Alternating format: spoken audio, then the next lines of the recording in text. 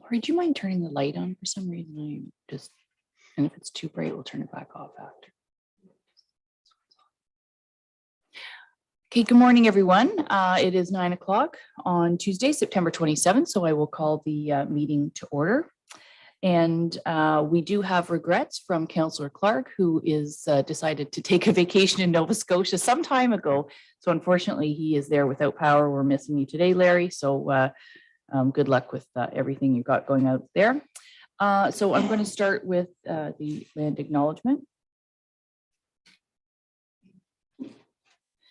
We respectfully acknowledge that Dysart et al. Is located on Treaty 20 Michi-Sagig territory and in the traditional territory of the Michi-Sagig and Chippewa nations, collectively known as the Williams Treaties First Nations, which include Curve Lake, Hiawatha, Alderville, Scugog Island, Rama, Beausoleil, and Georgina Islands First Nations.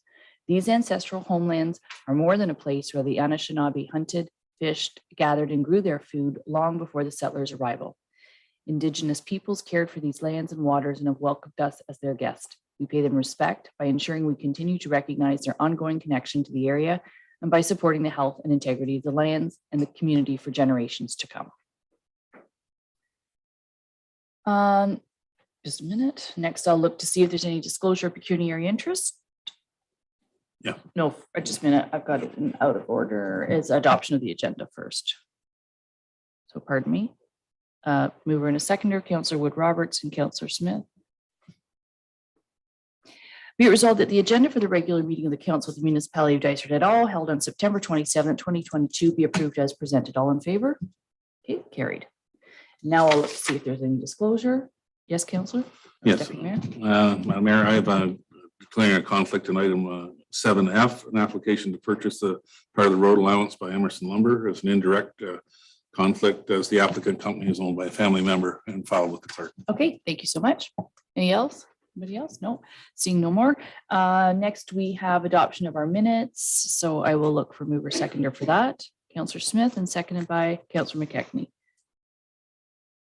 Be it resolved that council approves the following meeting minutes as circulated. Our regular council meeting of August 23rd, 2022 and the public meeting of August 23rd, 2022. All in favor? Okay, carries. Next, we have mayor and deputy mayor update, and I do not have anything prepared. So, and I don't have a whole lot to update as we wind down this term of council. However, just of note, we have a special meeting in 2 days from now. So that is for a application known as Harbor Holdings. It starts at 9 a.m. Will be fully by Zoom.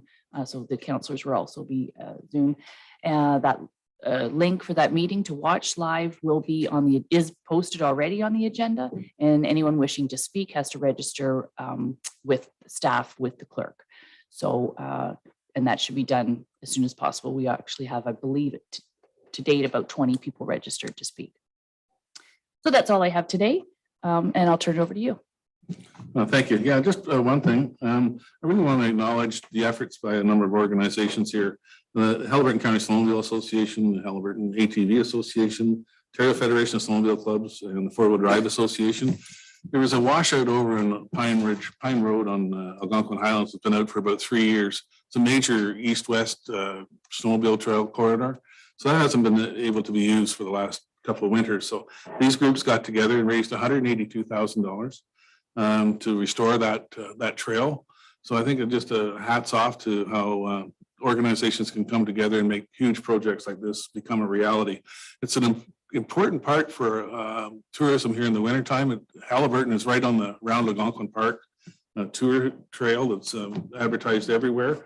So to have this section of the trail restored is going to have another major impact for our economy and for tourism here in Haliburton County. So I just want to acknowledge them and thank them. Absolutely. Shout out to them. That's great. And did anyone attend the HCSA meeting, their annual general meeting? I was not able to attend, but and I believe they got some awards at the Ontario Snowmobile Association. Okay, so that's everything there. So we're going to adjourn the meeting to go into our public meeting. So I need a mover and a seconder for that. Councillor Donaldson and seconded by Councillor Wood Roberts. Be it resolved that council hereby adjourns the regular meeting of council at 9:04 a.m. to proceed into a public meeting to consider zoning bylaw amendment application D14 ZB-2 2022-011, known as Lands of Sir Sam's Ski Area Limited. All in favor? Okay, that's carried. So we are now in the public meeting, and I'll just read the preamble for public meeting as we can bring in some staff and the applicant. So the purpose of a public meeting is to present planning applications in a planning forum as required under the Planning Act. This is a public meeting to consider one proposed zoning amendment to the Dysart et al. Zoning Bylaw 2005-120. During the public meeting, council will consider all information available regarding the proposed amendment, review the staff report, which includes any public comments received to date, and list to all comments provided during the meeting. Following presentations by staff and the applicant, council members will be afforded the opportunity to ask questions. Can I just ask staff if there's any, is there anyone for the registered from the public? Oh, the staff are not. Are there people registered from the public to speak on this? Yes, there are, Mayor. Okay, thank you. I don't know if they're in the meeting yet, so we'll see if they make it. Sure, okay. Yeah. So oral or written submissions received in advance of the meeting will be verbally read aloud at the time of the application is considered. All persons who have pre-registered will have an opportunity to present or ask questions about the proposal. And please direct all questions and comments to myself as the chair. No decisions are made at a public meeting on applications. A public meeting is held to gather public comments. And after the public meeting is over, the meeting will be adjourned and returned to a regular council. The application will be considered by council for a decision on this matter during the planning and land information portion of the council agenda. All those persons who have given the municipality written notice that they would like to receive notice of the decision will receive a copy of the decision. You must make this request in writing to the municipality. The Planning Act specifies that if a person or public body does not make oral submissions at a public meeting or make written submissions to the municipality of Dysart et al. Before the proposed bylaw is passed, the person or public body is not entitled to appeal the decision to the municipality to the local appeal tribunal and may not be added as a party to an appeal unless, in the opinion of the tribunal, there are reasonable grounds to do so. So now we will turn it over to staff and go through the application for us. Thank you, Mayor Roberts and the members of council. This is for the Lands of Sir Sam's Ski Area Limited. All neighboring property owners within 120 meters of the subject lands and appropriate agencies have been circulated for comment. The required advertisement was also placed in the local paper as per the requirements of the Planning Act. In addition, the applicant had also completed the public consultation strategy as a requirement of the application. The strategy requires the applicant to advise adjacent property owners of the application. Through this process, the applicant provided a letter and visual elevations and general information of the proposed tower. To date, the following comments have been received. The Municipal Building Department outlines that new buildings are required to comply with the Ontario Building Code. Other factors such as available nearby washrooms will also need to be reviewed. The sewage system is an MOE system due to the daily design flow of the property. Municipal Fire Department outlines main concern is emergency access for EMS and fire, as this is a 3-season access and there may not be medical personnel on scene. Recommend that the needs to be properly maintained access suitable for ambulance and fire truck access to the base of the tower at all times of the year. Emergency responders will not be equipped to service any emergency calls through the use of the ski lifts. Marta Ustock, which is adjacent property owner, provided the following comments. They outline that will signs be provided for properties backing the resort onto the resort lands to mark the private property. Many of us already have people wandering onto the lands, and with increased tourism, we would like to ensure that the property lines are properly marked to tourists. How will tourists access the tower? If there are plans to use, if there are plans for the use of the North Drive, whether direct access by tourists or emergency vehicles, is there a plan to maintain the road? And will signs be provided on North Drive if people start to park illegally? Will they be tagged and towed? And then I believe that there may be, as mentioned at the beginning, there may be a member or two of the public that wishes to speak on the application. Brief outline, the applicant would like to rezone the subject property in order to permit the use of an observation tower and viewing platform to a maximum height of 20 meters. The proposed use of the observation tower is not a permitted use in the current zoning of the subject property. Therefore, the applicant is seeking to have the proposed use and height provision included through this application. The proposed tower will be located at the top of Sir Sam Ski Hill. The applicant has submitted the required studies and reports in support of the application. The required material includes the plan justification report, site evaluation report, and elevations. The proposed is also subject to concurrent site plan process that will include the mitigations and other requirements as outlined in the report and site evaluation report. The proposed generally is consistent with the provincial policy, generally conforms to the municipal official plan, and if council is satisfied with the proposed proposal, the resolution at the top of the report may be appropriate. And I believe that the consultant and owner are in attendance to speak to the application as well. So at this point, thank you, Chris. At this point, maybe I'll just turn it right over to the applicant and Sue. So I'm not sure who's going first, who wants to speak, and to some of the questions that came from the public comments. Sue, do you want to go first, or? Thank you, Mayor Roberts. I believe actually Doug Wilkinson, the Okay, property owner, would like to do a presentation. Thank you.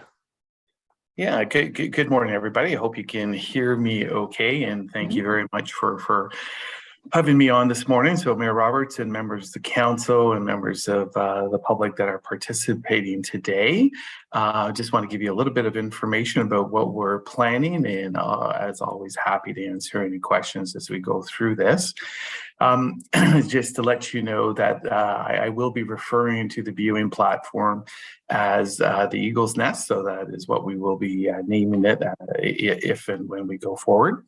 By way of introduction, my name is Doug Wilkinson, and our family owns Sir Sam's now. Wanted to give you just a little bit of background. So last November, when my family invested in the future Sir Sam's, it was our goal to ensure that Sir Sam's remains a viable part of the Haliburton County well into the future, continuing to grow its contribution to the local economy and also continuing to support the surrounding property values. As part of that goal, we knew that Sir Sam's would have to go through a transformation, moving it essentially from what's now a 3-month business into more of an all-season destination to attract both local residents and out-of-town tourists to the county. Our transformation's goal is to modernize and build on the overall reputation of Sir Sam's, enhance it as a tourism draw, and to enrich the amenities offered to our guests and to anybody that's coming up to visit the county. Eagle's Nest is a big part of that plan to diversify Sir Sam's, and we feel that it will do a number of things, including 1, providing an anchor destination during fall colors, bringing more residents and tourists who also wish to enjoy the natural assets of Haliburton County and support the surrounding businesses. Right now, and most of you would know this, a large number of people drive right up Highway 35 to Dorset Tower and then on to Algonquin Park, never coming into, for example, Haliburton Village or other parts of the county. Eagle's Nest will also complement our hiking and biking programs, as well as provide a destination for wedding and events, which in turn means more people staying overnight in the county and once again visiting a number of the different local businesses. Eagle's Nest will also. Oh, Doug, your volume just went. Doug, your volume just changed. There you go. Sorry. There you go. Thank you. I'll stay close to the screen here. Okay. Eagle's Nest will also be built by a local company, North Steel, and will provide additional employment in the summertime. Importantly, it will actually allow us to offer better jobs. So in other words, people who would normally leave us at the end of winter won't have to do that. So it will give us the ability to offer more full-time positions moving forward. And then finally, Eagle's Nest will allow us to build more local partnerships with businesses and our local and regional levels of government to help promote the county. I did want to share a little bit of information about Eagle's Nest, the viewing platform and its operation. And once again, happy to clarify if council or others have any questions. So Eagle's Nest will be about 60 feet high, as mentioned by Chris, which is the size of an average tree on the property. So this is not meant to be a mammoth structure by any stretch of the imagination. And in fact, it's really the size of one of our, similar size of one of our existing ski lift support towers. During our ski season, we host up to 1,200 people per day on weekends. And so our existing infrastructure, including washrooms, parking, et cetera, are very capable of handling any anticipated traffic for the view platform. Similar to our skiing business, during peak times, we're able to control capacity by taking online bookings at specific times during peak weekends. So we currently have the systems in place to do that. So once again, that will allow us to manage numbers on the viewing platform and on the hill. And then finally, our team, given the nature of our business, is very experienced at handling and safely managing large numbers of people. We have experience with our skiers and our bikers, and our focus on safety and following regulatory requirements is second to none. We do understand that some concerns are being raised regarding access on North Road. It's important to note, and I'll stress that it is not our intention to have people access Eagle's Nest through North Road. North Road would be used as an emergency access, which Dysart has approved as appropriate. And currently, we actually do maintain that road and keep it graded through the different seasons. It is our intention, and it's a critical part of our product offering, that customers access Eagle's Nest via the chairlifts, hiking up the hill, or biking. That's just all part of that experience. So Sir Sam's has always worked hard to be a good neighbor to our surrounding properties, and the addition of Eagle's Nest will not change that. As with our ski and biking business, we'll ensure that the viewing platform and the property has the appropriate signage to ensure that people know where to park, keep people safe, and ensure that the privacy of our neighbors is respected. Our family and our team, thank you very much for your time today, and I'd be happy to answer any questions. Great. Thank you so much, Doug. It's pretty exciting tourism opportunity and a way to grow your business in a, like you say, for more year-round business. And you're absolutely right. The Dorset Tower is now so busy that they have to manage traffic issues and have to limit that. So this would be a great addition for Haliburton County as well as Dysart. So Sue, did you want to speak to the application at all before I turn it over to see if there's questions by the councillors? Sure. Thank you, Mayor Roberts. I would just add, I agree with everything Doug has said. I think it's an exciting opportunity for Haliburton County. It certainly is a local economic development opportunity, employment opportunity. But from a planning perspective, it's a pretty straightforward application.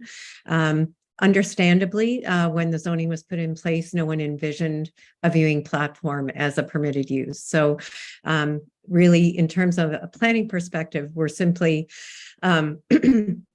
introducing a new use, which is another amenity that will enrich the recreational opportunities at Sir Sam's. And I agree. I think it's important to address the concerns that have been raised by the members of the public. We also have a site plan application in, so we have to go through that site plan application and get an agreement in place, which will help address some of those concerns. But I feel that Sir Sam's has always been a good neighbor and will continue to be so. And from a planning perspective, as I said, I think this one's fairly straightforward. Okay, thank you. I'm going to see if there's any questions or comments from councillors, and then I do know we have members of the public as well, but just there'll be opportunity to go back and forth a little bit here. So any questions or comments from councillors at this point? Councillor Smith? Yeah, thank you. I also thought it was a great opportunity for the community. I just wanted to confirm with either of the proponents here. There were some suggestions or requests from the public, and would you are you agreeable to incorporating those into a site plan agreement? And I'd reference, for example, the request for private property signs, the request for no parking signs along North Drive, and also staff had suggested an additional vegetation buffer. So are those things that you're quite amenable to incorporating into a site plan agreement? I suppose I'll turn it over to Sue. There's a couple of things here. So the no parking on North Road, but Sir Sam's doesn't own North Road. And there won't be any, it's only for emergency access only. So perhaps one sign saying, I don't know how Sir Sam's can't put up.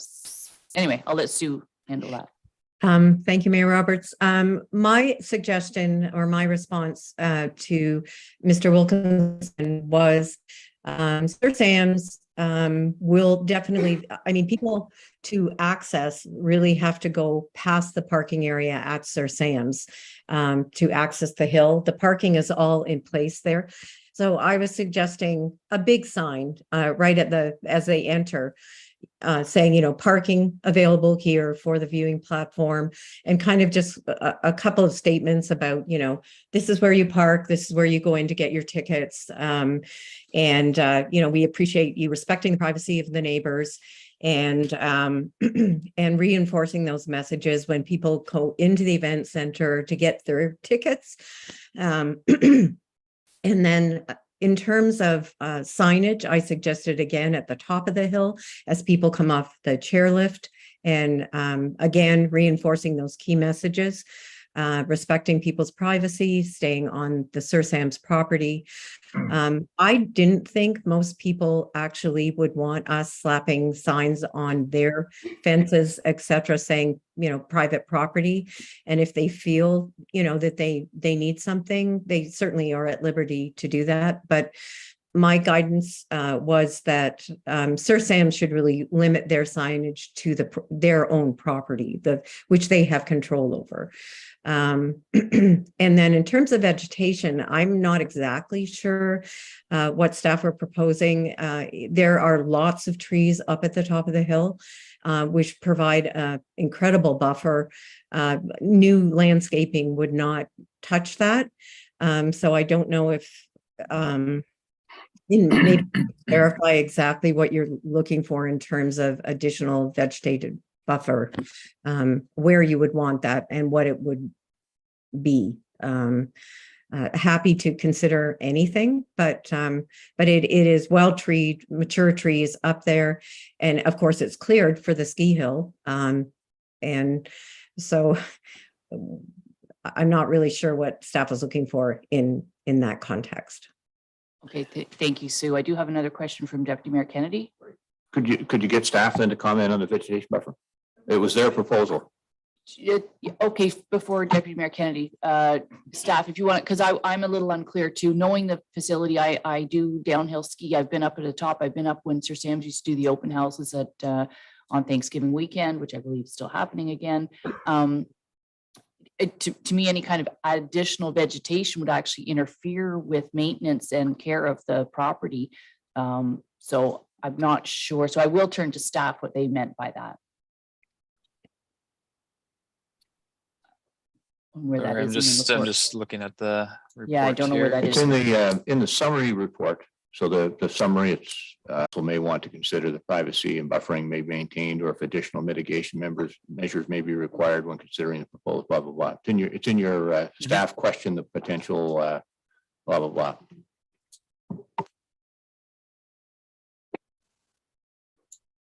Perfect, thank you. Yeah, I guess it's just a question to council if they feel based on the concerns and everything else, if they believe that further mitigation or buffering may be required, then planting could be considered. Just based on the official plan policies is sort of where we were relating that back to, that through site plan, those things can be requested for additional buffering. I do believe though that much of the vegetation around the site and up top are mature and fairly decent height that will mitigate a lot of the impact. There may be, again, as the report outlined, there may be some selected views coming into the site from various areas, but for the most part, immediately adjacent, there is mature vegetation that should buffer majority of the tower, I believe. Okay, thank you, Chris. I do have Deputy Mayor Kennedy waiting in the wings here, so I'm going to turn to him first before we, Thank you. And our family had the opportunity to attend Sir Sam's on Saturday, a beautiful day. We got out there before the crowd, so the color wasn't great, but the chairlift ride was fantastic, and we enjoyed a great lunch and visiting there. When I was up at the top of the hill on Saturday, I noticed that they're getting ready for a wedding. And then when I read the report here that you're only allowing access to the top of the hill for emergency purposes, and this may be part of your site plan agreement, but maybe a recommendation would be to include emergency or special events. There's preparation that has to go into weddings or other occasions you might have there. So the emergency, I'm just wondering, it might be too restrictive, but other than that, congratulations. I hope this moves forward. Thank you. okay, thank you. Do you want to either Doug address that? No, I think that makes sense. We'd be happy to do that because, as I said, if people are trying to do a wedding up there, they may need to bring certain supplies and stuff out there. So that makes sense. Yeah, I think that's a good comment. I think the other, and sorry, my apologies, Mayor Roberts.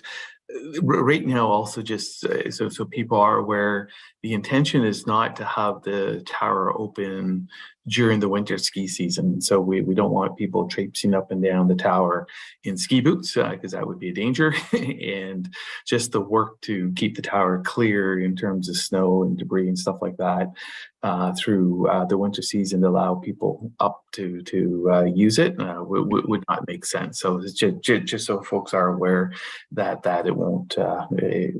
Currently, the intention would not to be running it during the winter season. Yes, I think that was definitely in the description at some point that it was only for the other 3 seasons.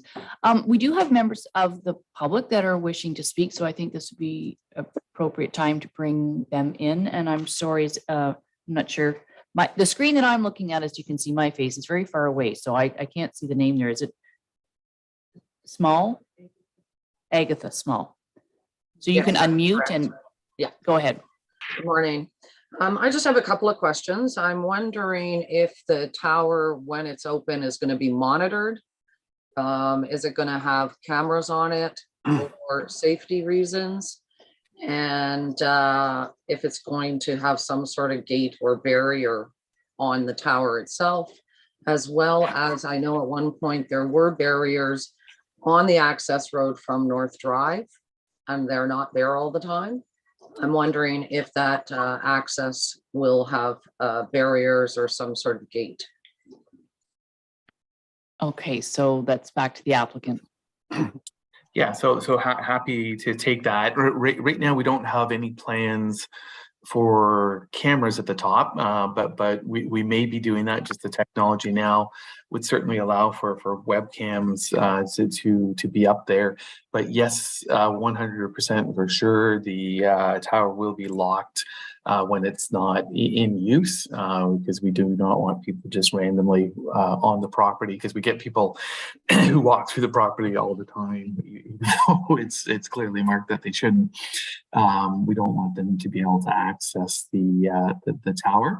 I'll have to talk to my operations manager with regards to the barrier that you were talking about on just off of the access road off the North Road to see why that's not up. I know that we've been in there doing some grading and stuff like that on the road over the last little while, so it's probably been down for that, but I can follow up on that.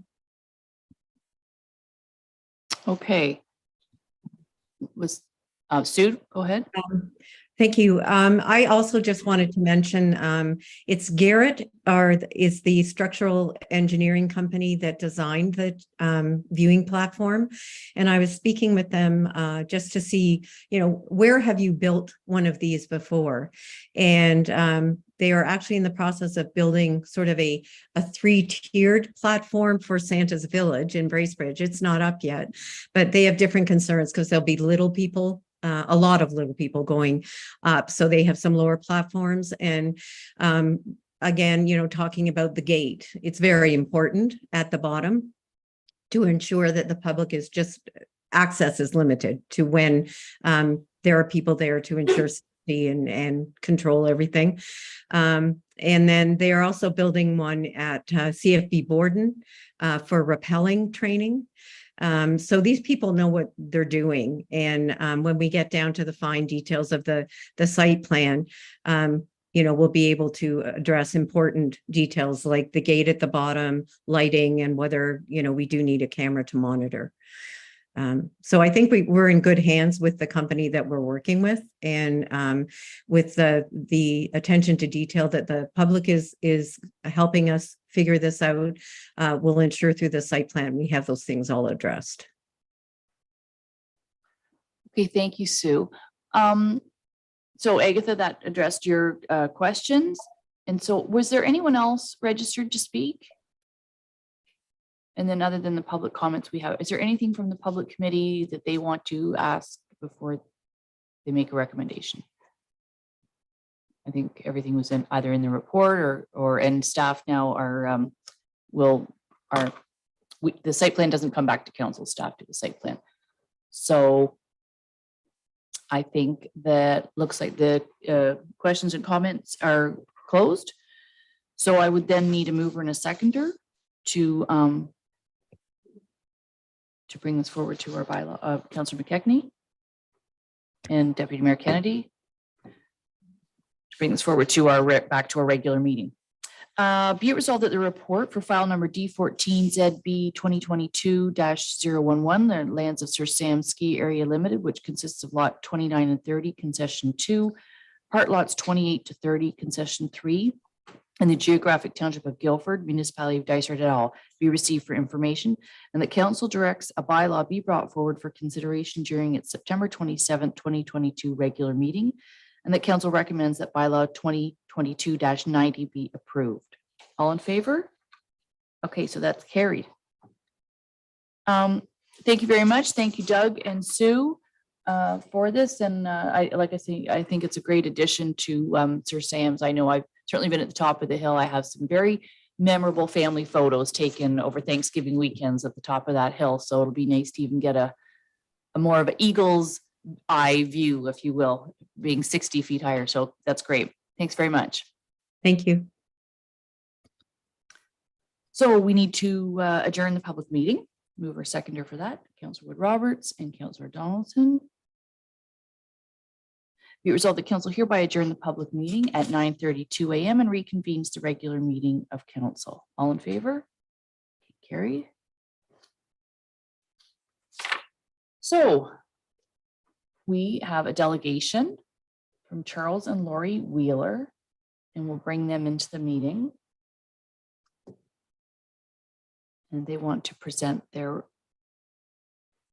book. We'll just wait till we get them on screen.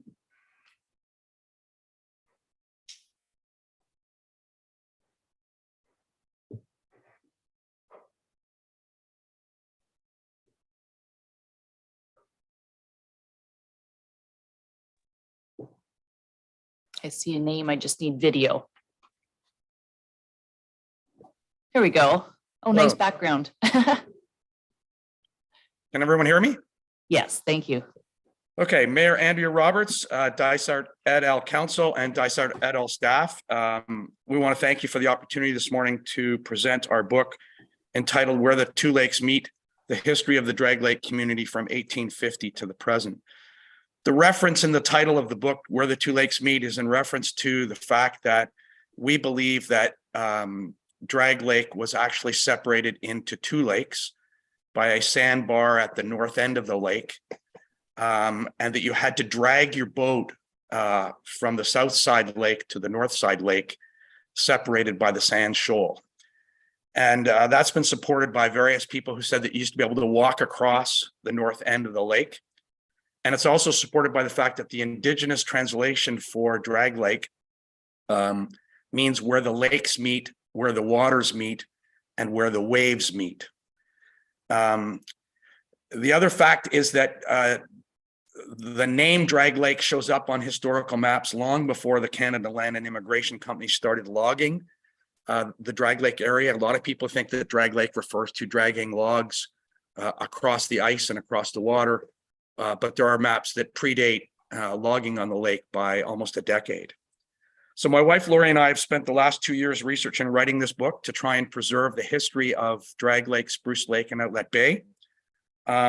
The art on the front cover is the art of Ethel Curry, and there are additional Ethel Curry art pieces within the book. And we want to thank Sheila and Don Popple of Drag Lake for allowing us to use those digital image. The book covers a wide range of history about the lake. It covers agriculture, lumbering, children's camps on the lake, the hydroelectric generating station and the dam and how it was designed and constructed, resorts, including the Domain of Killian and Drag Lake Lodge, and early cottaging. It also covers hunting and trapping, and we've traced the names of all of the roads. There's about 60 roads that penetrate the lake, and we've managed to trace the origin of all of those 60 roads. There's also 60 interviews in the book of people who have been on the lake for a long time. There's lots of interesting stories and tales and explanations of mysteries on the lake from various people's perspective. It's hard to imagine that in the 1930s, a Drag Lake cottager without a car went from Toronto to Haliburton by railway, was picked up at the railway station by Frank Tattersall, driven to Drag Lake Lodge, where he then accessed his boat to travel to his water access only property in the 1930s. And then the reverse would happen on a Sunday afternoon, and Frank would pick him up from Drag Lake Lodge and take him to the railway station, and he would go back to Toronto. And that is how an example of the early cottaging on the lake and how entrepreneurial people were to make this what it is today. I'd be remiss if I didn't thank a whole bunch of people who have allowed us to get to this point. First of all, we want to thank Dysart et al. Staff for access to property assessment records and the minutes of council going back to the late 1800s to allow us to do research. We spent many days, not hours, but days in the very council chambers that you are in today, sitting at the table, researching based on the material that staff were able to provide us. We particularly want to thank Lori Salvatore, Mallory Bishop, Lynn Kay, and Tamara Wilby for all of their help in helping us do our research and the access that was provided on and off through the pandemic. We really especially want to thank the Haliburton Highlands Museum staff, particularly Steve Hill. Steve is a walking encyclopedia when it comes to the history of Haliburton. And Lori and I went down many rabbit holes trying to find things, and Steve was able to either get us out of the rabbit hole or close the rabbit hole entirely with information that he is aware of. The Haliburton Highlands Museum also provided us with historical photographs of Drag Lake, which are sprinkled throughout the book. So we want to thank the museum, in particular Steve Hill. We present this book today to Mayor Roberts in the hopes that it can be given to the Haliburton Highlands Museum for use by the public as a historical document. Our research, despite 2 years of effort, is incomplete. And in the preface of the book, there is a list of additional rabbit holes we didn't fully get to explore. And so by giving it to the museum, it will provide the public with an opportunity to see that list, and perhaps for people to take up the charge and complete some of the research that we simply couldn't get to. The book is available for purchase through Masters Bookstore in town, and we're very grateful to Masters Bookstore for them agreeing to do that. It's also available from draglakebook@gmail.com, where you can purchase the book through Lori and I. So that concludes my comments. Just wanted to say thank you again to Dysart staff for all they did to help us to get to this point, and for the ability to publish something about the history of Drag Lake. Thank you very much. Well, thank you, Charles, and to your wife, Lori. I think you might have spent more time in the council chambers during the pandemic than councillors because they were all zooming from home and you were able to be in here. I know the camera angle is very far away, but I will show that I have the copy of the book that you are presenting, Dysart. And if I may, I'm just going to take the opportunity to read the inscription, it's quite an honor. So it's dated September 27th, 2022. To Andrea Roberts, Mayor, Dysart et al. It has taken 2 years of effort, but the wait is over.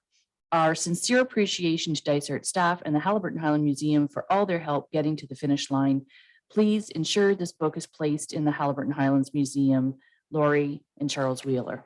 So thank you. This is not your average coffee table book. This is very extensive. This is something you don't just want to look at the pretty pictures, you want to read. I don't think my husband's watching today, but he may be getting this for Christmas. Anyway, so thank you so much. It's absolutely beautiful. I think we'll leave it here at the Dysart office just for a little bit to let Dysart staff look at it before we send it over to the museum. So thank you so much. This is a labor of love and it's absolutely incredible, the research that you and your wife did. So any comments? Thank you. Any other comments? No, just very much appreciated. So then I will have a mover and a seconder to receive the delegation, Councillor McKechnie and Councillor Donaldson.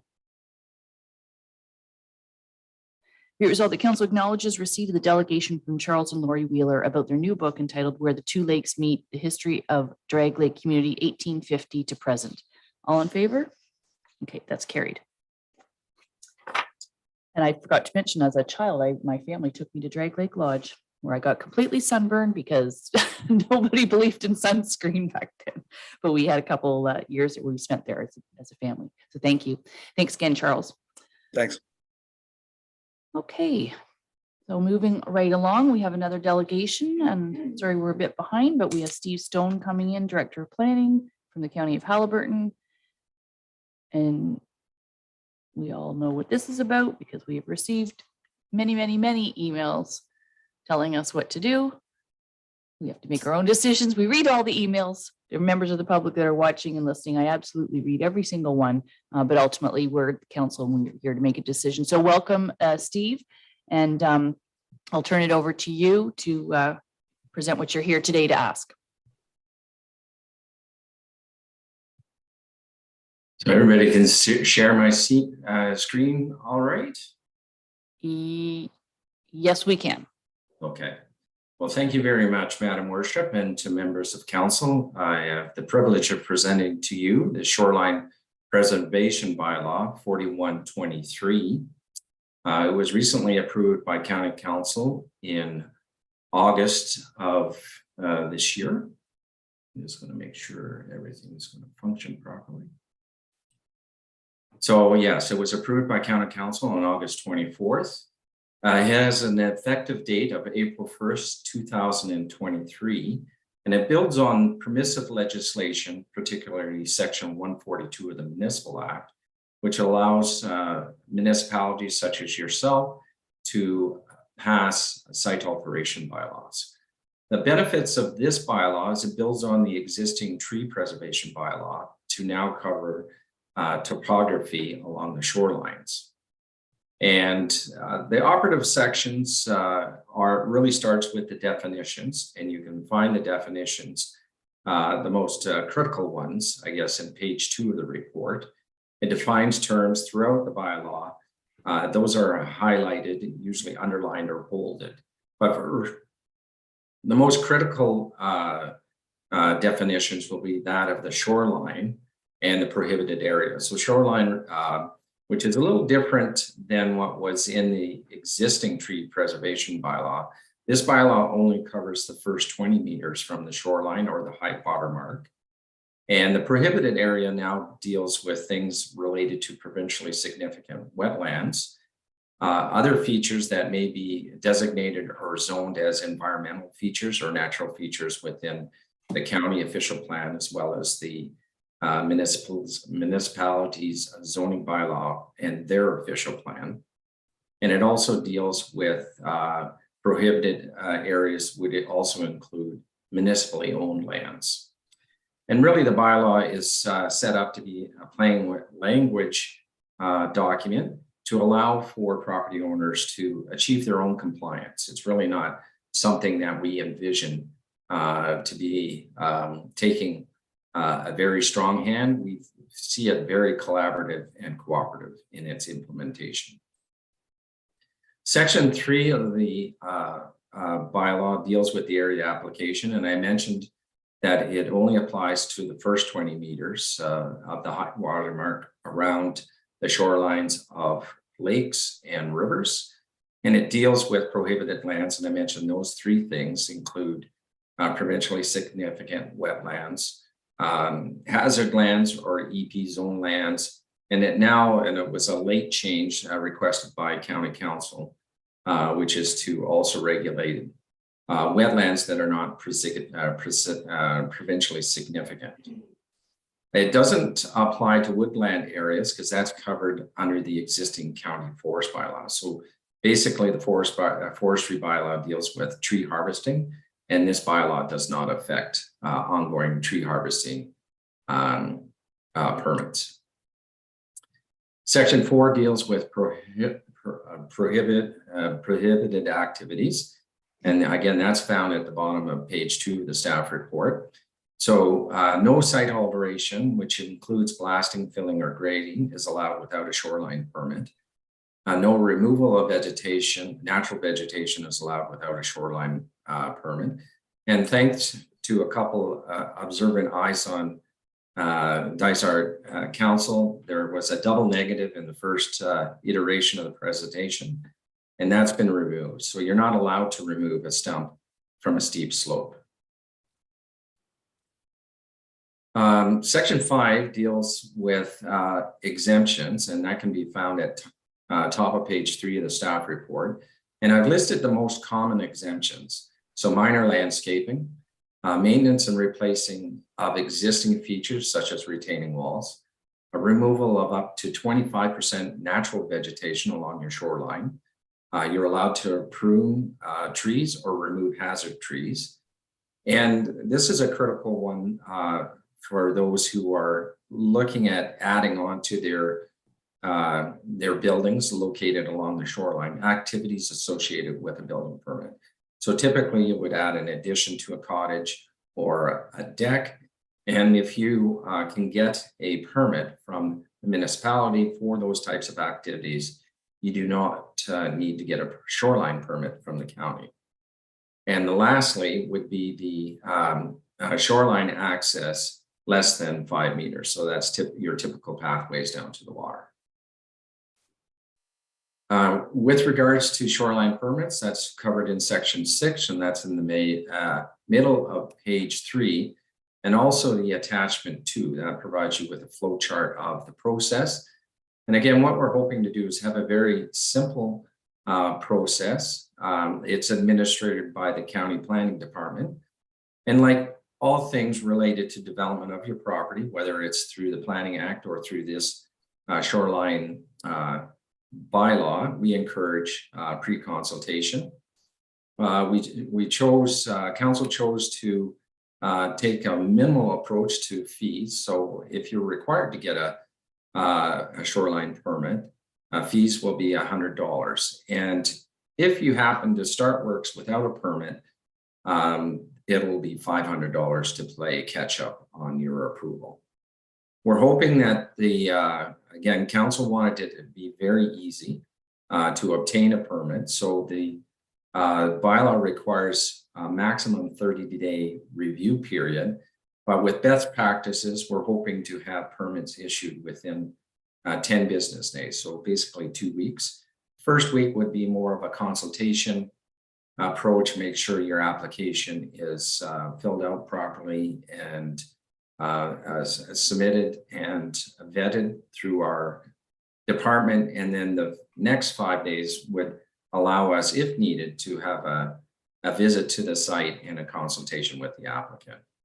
Shoreline permits are valid for 3 years. And to the point of about the 30-day review, if a non-decision happens where the staff do not review and approve the application within 30 days, that non-decision is appealable to council. In terms of offenses and penalties, again, that's in section 10 of the bylaw. You can see that on page 4, as well as attachment 3 in the staff report. And I have mentioned all along that I do not enjoy the words bylaw enforcement.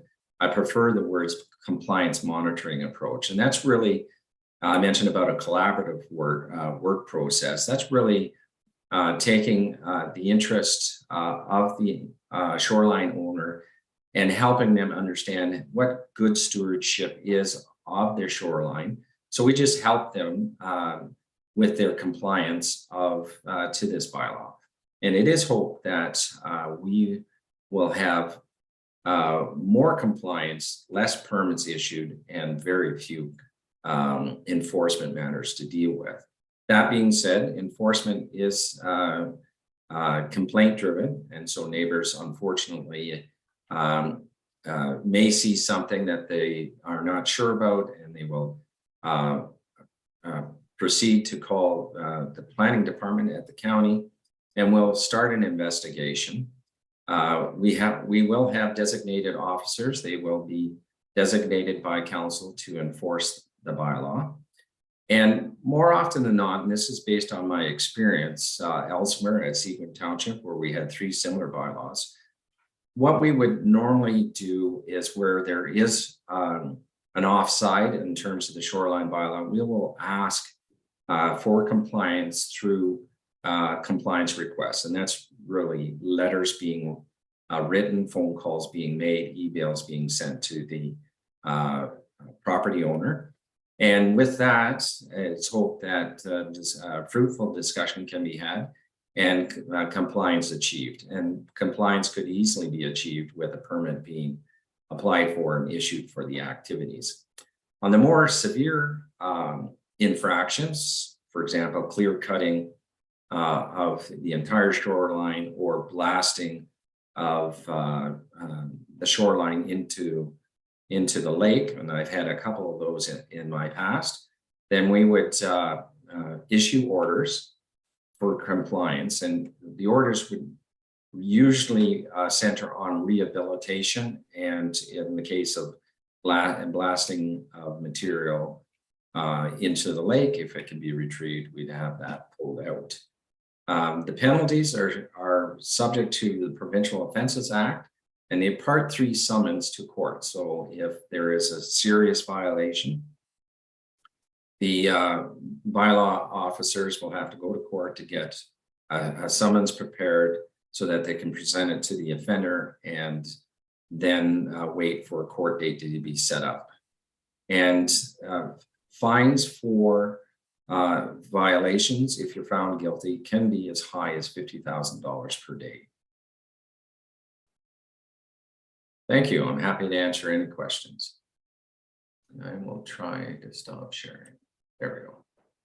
Okay, thank you, Steve, for giving a brief overview. I do know Dysart Council has been, all of councillors here have been following the bylaw closely, very closely. But we aren't here to debate the bylaw that did pass at the county council meeting, although it's been quite well known and everybody here would know that Deputy Mayor Kennedy and myself voted against. I won't speak for you, Deputy Mayor Kennedy, but I'll speak for myself. I still felt that there was quite a few unanswered questions. In fact, generally when we pass bylaws, the debate has already finished. There was still well over an hour and a half, I can't recall. I did watch part of the meeting again, a debate on August 24th, and the bylaw was still passed that day. It seems like pass the bylaw and we'll figure out the details later. So I was requesting a pause on that until some more clarification, but that isn't how the vote went. So we're not here to debate the bylaw itself. We're really here to debate or to decide whether we want to delegate authority to county council to enforce the bylaw on our behalf. We do have some choices at this point. The bylaw, and I don't know if you already said this, Steve, does not come into effect until April 1st of 2023. So there is time to work out things like staffing issues and some other details. However, the bylaw is in its final form. My concern and thought is, so what, we've certainly had a lot of emails, as I referenced at the beginning, to vote no. but I don't know what the implication of a no vote is for Dysart. I think personally that we should be looking to seek our own legal counsel of what that means if we do opt out of that. And and I don't know that there would be support today to vote yes on that. Unfortunately, we're short one counselor, so will be a uneven number or an even number. However, one option is to either defer or to simply accept the delegation, which is, if you look back for our thing in the very beginning, the staff report, is the staff report in there with the delegation? Let me just, yes, it is. Okay, thank you. Just making sure I didn't have it in front of me. It wasn't there. The first part is to receive for information, and we could then seek legal counsel on what that means for us. One of the biggest concerns that came out, I'm going to turn over to you, Deputy Mayor, to speak to prohibited areas and municipally owned lands, which means when a person does not own their shore road allowance. So is that okay if I put you on the spot? Yeah, the one question I think, Steve, that I'm getting more and more questioned about, and I don't have real clear direction on. This bylaw from just general appearances only applies to people who own their shoreline. Because if you don't own the shoreline, it's a prohibited area, nothing is allowed to happen in that, including removal of natural vegetation or trees or any alterations at all. Is that correct? I guess on a basic level? Yeah, not exactly. The bylaw actually applies to all lands within 20 meters of the high water mark. So whether it's owned by the property owner or not, it is applicable in those cases. What you're referring to is the exemptions. And so, for example, building permits, if you're building, you have a cottage that's within 20 meters of the shoreline and it is not owned, yes, that would prevent permits, I would imagine, being issued for those types of structural development.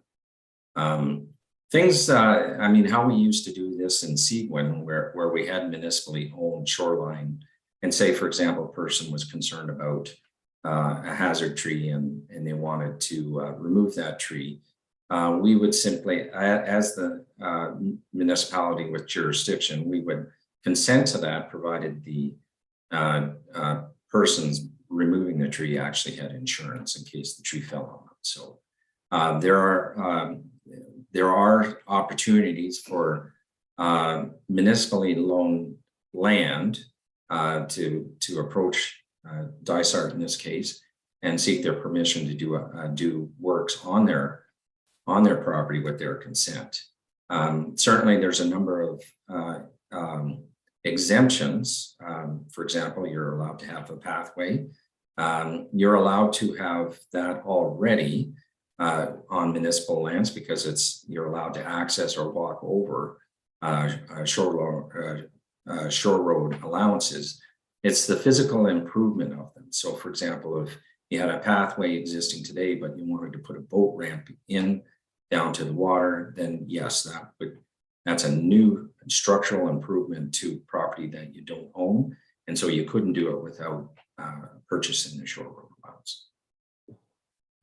Okay, so as I said, there were some other, questions and concerns still coming out of that August 24th meeting, but we're not debating the bylaw. We're just debating whether we want to delegate authority. So in my estimation, and we'll open it up to the floor for comments. I see Councillor Smith. We're one meeting away from the end of our term as a new council coming in. There is still time. We could defer this and get staff to do any further investigation and direct staff. If there's, like I say, I wouldn't mind a legal review from our solicitor, Dysart solicitor, to find out what are the implications of not delegating the authority. Where does that leave Dysart? So with that, I'll sort of open it up to the floor. There is definitely still time for a new incoming council to be reviewing this at a later date. So Councillor Smith was first in. Go ahead. Yeah, thank you. I didn't see a vote yes or no as part of the agenda for today. In fact, the recommendation is that we receive the report and that we request staff to prepare a bylaw that would result in a yes or no vote at a later date.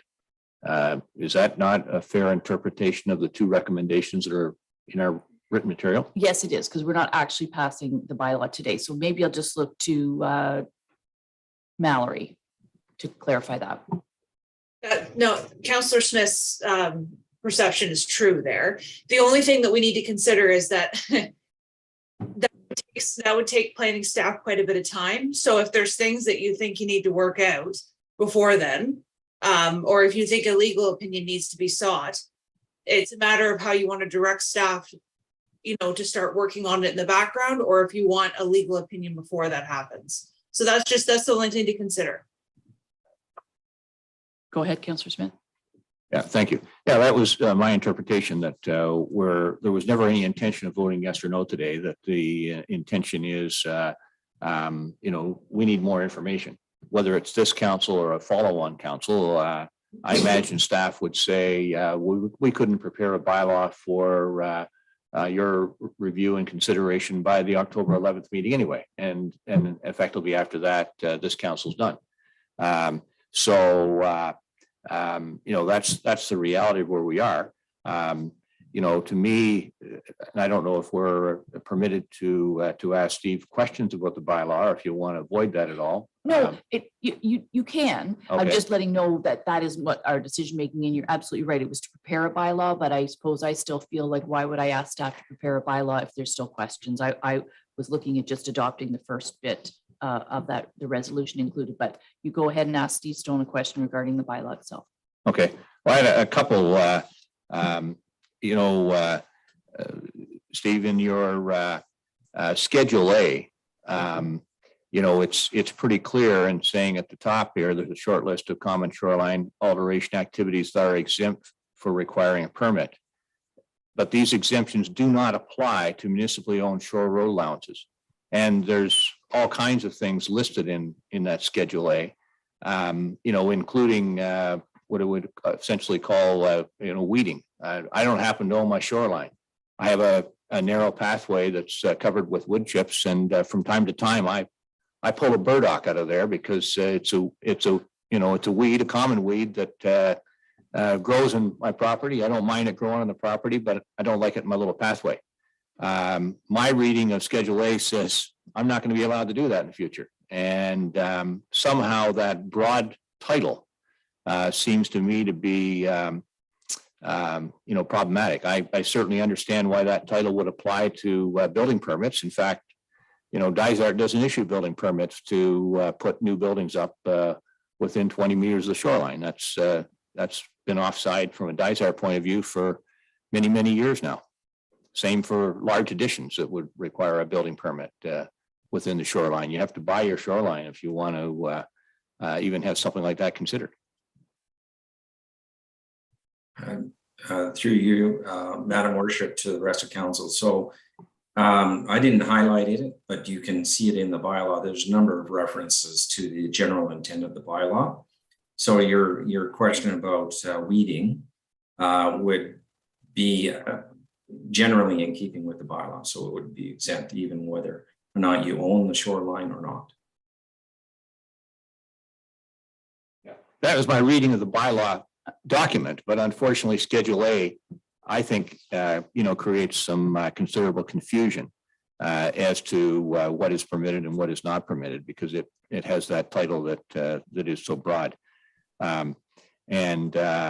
You know, when county council is doing these periodic or regular reviews, hopefully one before April 1st, I think some additional clarity in that area would be helpful. The other one is the body of water. You know, the definition says means a river or a lake or a river sort of business, but it doesn't include streams.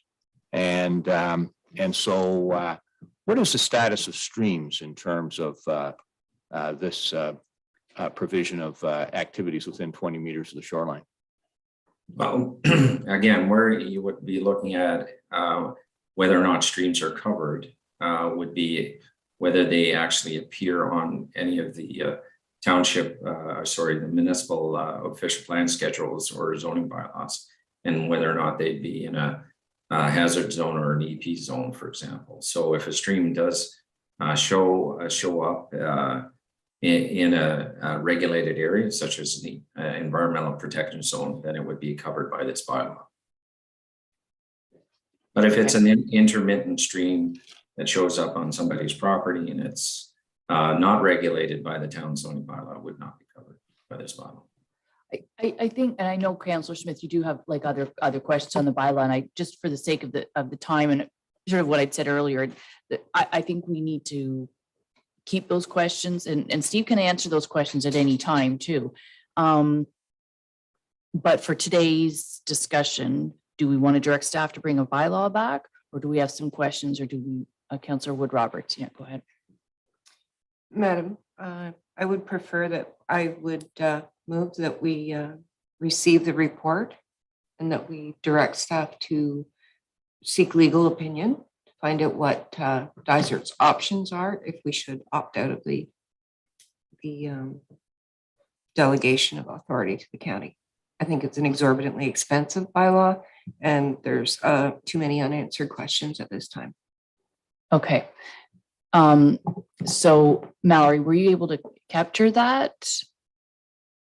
in the change of a resolution if Councillor Wood Roberts moved? So I can write something up if we have a support for that. yeah, so I'll just look to see if there is a support for Councillor McKechnie to do. Like, first of all, I'd like to say on behalf of a lot of lakefront property owners that they'd like me to convey a message to you, Mayor Roberts and Deputy Mayor Kennedy, for voting the way you did in that August 24th meeting. Because as we're seeing here, and we could sit here for a long, long time debating this policy. And we all have a lot of questions. Just think about the lakefront property owners, the ones who are Lake Association members, the ones who aren't even Lake Association members. They have no idea of really what's going on. I'm sitting here still confused. I've been reading this thing over for the last few days. I have people calling me, emailing me. I mean, to me, this thing, we should just be deferring this. So like you said, legal advice. Staff, we have staff, departments here consulting with us, asking us questions. This is a very simple decision for us to make as far as I'm concerned. We have so many unanswered questions. Just looking at that one video, one screen there, saying about the bylaw officers are going to sit in their office and wait till I complain that my neighbor's doing something. This is a society that I don't want to create. And again, like Councillor Roberts said, it's very expensive. So there's a lot of questions. So I just like this to be deferred to the next council, and we will address it. Thank you. Okay. So that is then seconded by Councillor McKechnie, and maybe Mallory, I'll see. Before we close, I do have another question to Steve. Mallory, maybe while you're working on that. One of the things back at the April County Council meeting, where I thought there was a little bit more consensus to go forward, to still continue to work to get a final draft of the bylaw, but also to do more focus on education, restoration, rehabilitation. People have brought up pesticides. I know we don't control the waterbed or wakeboard boats, but we could still do some promotion. So there was going to be a real emphasis on that angle of lake health, of perhaps a county staff being the liaison between all the different lake associations who have lake stewards. We've now adopted at the county the water testing through the ULinks program. So where is that at, the education side, the positive reinforcement, as opposed to the where's the carrot and we know about the stick, where's the carrot? Yes, thank you, Madam Worship, to RESA Council. So this is the next stage in evolution of this project, which is to receive municipal support for the implementation of the bylaw. And once that's achieved, then the planning department will begin its rollout of the program we'll be preparing over the next number of months, preparing a number of educational materials for posting online through the county's website. We'll actually have a dedicated shoreline health section on our website that'll include this bylaw, but also other things related to sustainable development along the shorelines. And then from there, we'll be doing workshops. We'll be meeting with individuals and LACO associations. That actually has occurred on a couple occasions this summer already. So we plan to do, if you want to call it, a speaking tour with regards to those who are interested, lake associations who want to understand all things related to lake health, including shoreline preservation bylaws. So those are things that this month I have one more presentation on Thursday, and once I'm back in the office in October, then the staff team will really be starting to look at educational materials and the way to disseminate that to municipalities such as yourself or any interested parties like the lake associations in the county.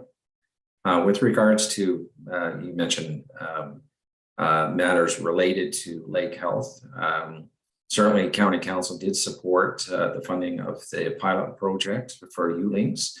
And as that project goes through and ultimately is implemented over the next number of years, there, as I understand it, there's an interest for ULinks to look at the county having be the shepherd of that program in future years. One of the things that County Council did direct staff to do was to investigate a new position within the planning department, and that would be a lake health analyst of sorts.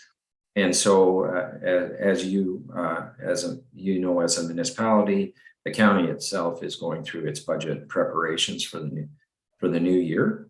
And one of the things that has to be presented probably at the October County Council meeting is job descriptions related to this program, the Shoreline Preservation Bylaw, as well as the Lake Health Program. So that'll be happening, I believe, on the 26th of October. So it's part of my work plan. Thank you. And thank you for that update. I appreciate that. That is in part some of the questions that we've been asked in the emails that we've received. So question from Councillor Smith, and then Mallory, I'll look to you to see what the amended resolution is. Yeah, thank you. And thanks, Madam Mayor, for raising the topic of education. It's not just about, good behavior in terms of environmental considerations. I think education is critical in terms of the bylaw contents. So, as Councillor McKechnie mentions, there are many people expressing opposition to the bylaw, often, I think, because they don't understand what's in the bylaw. And so, for example, I've had people raise with me that whole matter of not being able to do anything in terms of maintenance because they don't own the shore road allowance. In fact, I heard Steve, the director of planning for the county, say, no, they can go ahead and maintain what they've got. If they want to build something new, then there's some further investigation required. And I think that's an important distinguishing characteristic. And so education surrounding this bylaw is important. I'd also hope that, when a future council is making a decision regarding this bylaw in terms of whether to delegate the authority or not, that we need to think not only about the bylaw and its contents, but we need to think about the reality that county council is a partnership of 4 municipalities. And although our 2 representatives may have voted against something, the reality is that we're part of a partnership. And, that needs to go on. In fact, one of the most encouraging things we've had over the last few years has been an increase to the emphasis of that partnership and seeking opportunities to do more together. We've issued multiple joint requests for proposals to leverage our size for better pricing. There's work underway now from a landfill point of view that would take all of those environmental services and potentially do more together, and that's going to improve services and potentially improve efficiency or lower our costs. And so let's not storm out and do something reckless that might jeopardize that broader partnership simply because we didn't get our way, and recognize that with the education, many of those people who have sent letters of opposition will in fact join the large numbers of people that also support the bylaw. Because there are plenty of those in our community that say, yeah, we need more to protect our lakes. Lake health is extremely important. In fact, it's essential to the future of our economy. And the status quo with the lack of restrictions in terms of what people do, the bad behavior that we see on some of our lakes is outrageous, and that's going to harm lake health forever and ever, and that's going to damage our economy. So we need to think more broadly than just some of the mistruths that are being spread because people don't understand details of the bylaw. Thank you. Okay, thank you for that. And I do see Councillor McKechnie. I just want to answer to Councillor Smith. I won't speak again for you, Deputy Mayor Kennedy. I'll just speak for myself. For what I specifically requested was a pause, was to not be passing it. It does not mean my vote of no was that I am not in favor of a bylaw. I've been on county council for 8 years now and was supportive of the intent of the bylaw. I did feel that there was too many still unanswered questions, things that were still debated and some things that were uncertain, and that it wasn't the right time to be passing the bylaw at the end of that term, that there was no rush. As it is, they passed it to be effective April 1st. So my no vote wasn't that I'm against a shoreline bylaw or further preservation of definitely of our lake health, but also the way back, the intent was we have a tree cutting bylaw. It's not strong enough. We need more. So I just really wanted to clarify that before for yourself and to the Dysart Council as to why my vote was no. It would have been a deferral. Councillor McKechnie next, then Deputy Mayor Kennedy. Just pull your mic down just a little bit. In regard to Councillor Smith's comment about all these people that are against this policy, they're not informed. Well, we haven't been informed at all. I'm a lakefront property owner. If I'm on council here, there's so much that you're painting this picture, who the powers to be who are trying to pass this policy, that 95% of us are all guilty. There might be 5% on every lake, maybe 5%. I doubt if it's even 5% who clear cut their property, got grass down to the lake, fertilizing, on and on, which is two big no-nos. I'm not for anybody clear cutting their property.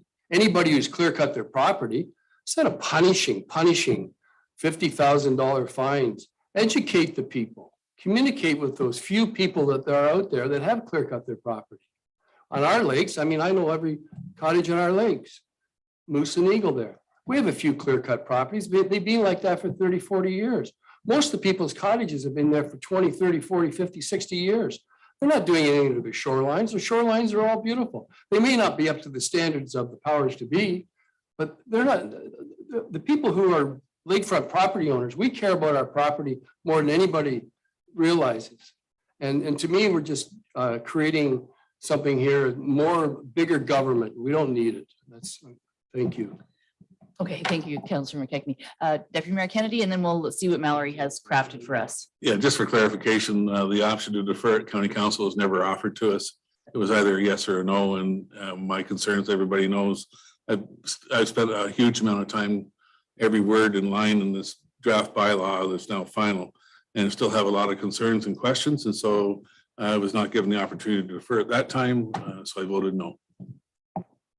Okay, thank you. And I think that's important for us to clarify because we owe it to you, Dysart councillors, to know, not just to read in the newspaper or hear what somebody else said of why we voted no. So Mallory, what do you have crafted?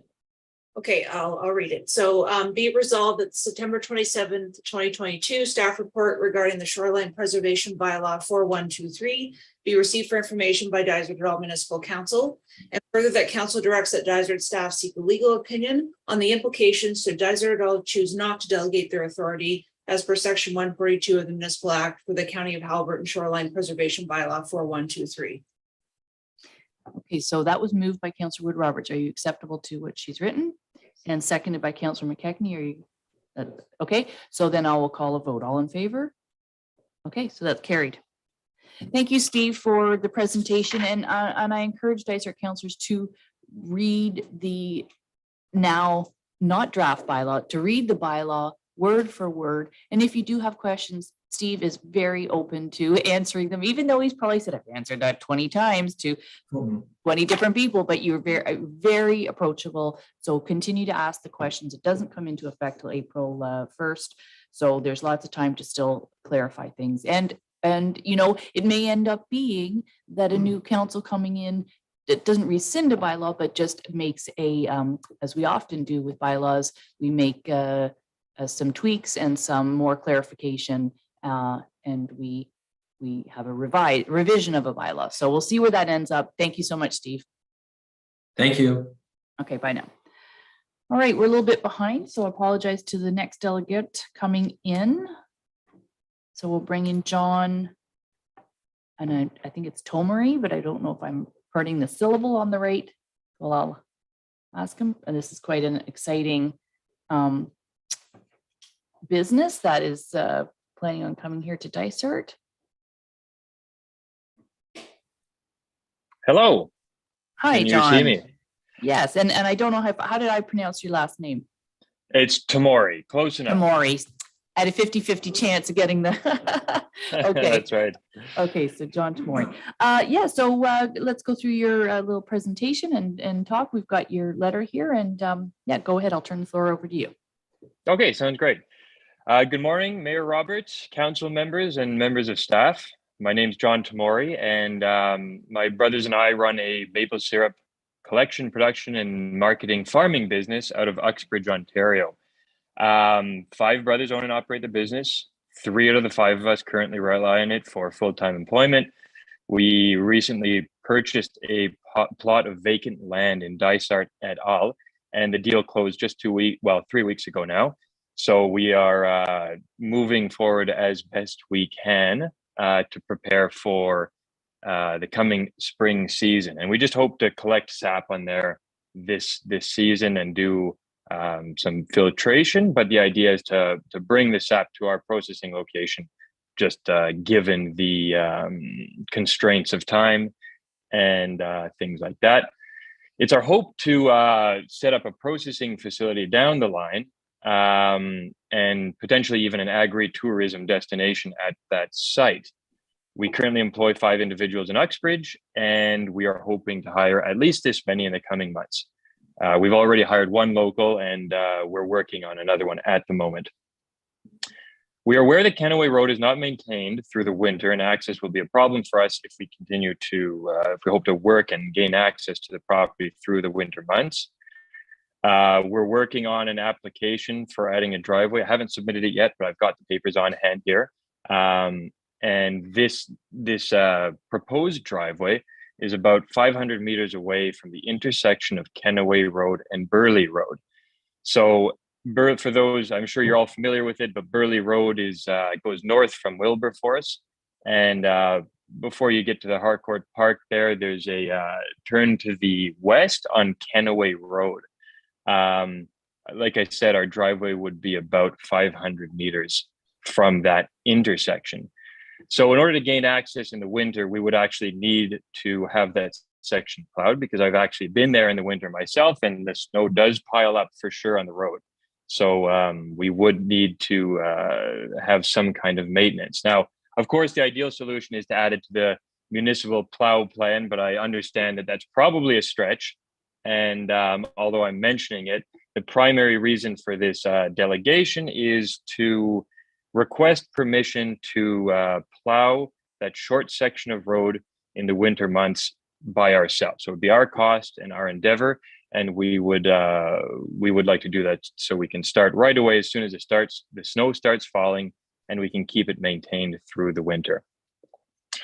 As council members likely know already, Kenaway Road is actually groomed and used by a number of the snowmobilers, and specifically the Potash Trail Blazers Snowmobile Association. So We have proactively engaged both of these clubs regarding our activities at the property. And I have asked both John Enright and John Cumming of the two organizations about it. Since I sent the letter of introduction here, I've had some further conversations with John Cummings, who is the president of the Potash Trailblazers. He has ensured me that our proposed driveway and 500-meter stretch is actually a good 600 or 700 meters away from any paths that are used by the snowmobilers. So there will be no confrontation or overlap in the sections of roads that are being used. So as far as I can tell at the time, for the time being, there will be no interference with any of the other leisure activities, let's say, that take part on Kenaway Road. So I will continue to just keep John and the Potash Trailblazers up to date. But for the time being, he sent me a map and everything looks like there should not be any reason why we can't collaborate and work to work together in the coming months. So I did attach a map that shows where the proposed entryway is. And I guess now I turn it over to council just to comment on my delegation. Okay, well, thank you, John. And you and I had talked previously, and it's quite exciting. You do have some pretty big ideas and plans for in the future. I really love the idea of the agritourism as well. And this is such a perfect business for this area. We also talked about the windstorm that happened early in May that did quite a bit of damage to the property that you have just outside of Uxbridge. And you were very pleased because at that point the offer was still in, it hadn't closed, but to come up, drive up and see the property that you had the offer in on was untouched. The maple trees were intact. We did not incur the same. We did have a little bit of a storm, but nothing like that had happened south of us, Peterborough, Uxbridge, that whole strip. So the maple trees you just bought are all still standing and good.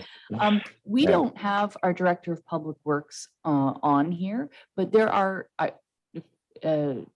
we do have other occasions where we permit the plowing of our unmaintained winter roads. It's our road, but we don't maintain them in the winter. That's quite common. I believe Mallory or Tamara, we have some agreements or to ensure that there's liability coverage and that sort of thing. But Mallory, do you know, without having Rob on screen, Tamara? I would say defer back to Rob because each of those situations would be different depending on the road and how they're maintained and operationally and so forth. But okay, if it could be deferred back for his input and so forth. Okay. But we don't meet again till October. So would he be able to get input by then? Currently, the resolution just says to receive the letter and request, all we're doing is receiving the letter. So we'd have to have Rob's input by October 11th for us to make any kind of decision. Okay. We can certainly request that. All right. Okay, questions from council? Comments? Deputy Mayor Kennedy, go ahead. Yeah, congratulations on the acquisition of that property and looking forward to seeing the great things you're going to come up with for us. That is a county road that you're referring to. So Burley Road, and I'm not sure if it's one of our relationship where we plow a county road in the wintertime. So I would welcome, I'm really glad to hear you say that you're more than willing to go ahead with you, assuming the plowing of that road, because I don't want to take one of our municipal trucks and drive it 8 kilometers up county road to plow 500 meters. So it doesn't make any sense. And a lot of residents would be upset we didn't get there. Anyway, so I was hoping we'd have some kind of report or that Rob would be here, but I would fully support some kind of an agreement with John here to go ahead. And hopefully we'll have something for October 11th. Okay. Anyone else want to comment? No. John, when we were speaking prior to the meeting too, I was quite surprised that, you think, especially where we live, and there's a lot of small local producers here that, sell like farm gate and that kind of thing. They don't do a lot of exporting or selling to any larger chains or or that type of thing, but that the maple syrup, like Ontario is still imports maple syrup. We don't produce enough for the need for Ontario. Do you want to just reflect on that? Yeah, for sure. We our business actually doesn't do much export, to be honest. And I'd say 90% of our sales are within Ontario. So we're still very much a local producer and a local seller. So there's such a great population in Ontario, and you know, all the communities demand a maple syrup. So there's still plenty of room for local production, and be that from our operation or other aspiring maple syrup producers. And truly, this area is full of maple trees, and you know, to use a cliche expression, there's an untapped opportunity here. There's so much potential, and we have just been growing our business organically through the years, and providing people with locally produced single source maple syrup, and that's something we hope to continue to do over the years. And really, I as I say, we about 10% of our product goes to British Columbia, but the rest of it is sold locally. So, and we could be selling more because, as you mentioned, there's we import more maple syrup than we can produce. So we are trying to displace the American and the Quebec maple syrup from our grocery stores, from in people's fridges, and either through farm gate or through grocery stores and things like that. So okay, well, that's great. Well, we will. Okay, so I do have a resolution on the floor to receive, and then we've got direction to Rob to know what would be involved in granting permission for someone to plow on a municipal road. But I don't see it being too much of a problem because there's other circumstances for that. So mover and a seconder, Councillor Smith, Councillor Wood Roberts.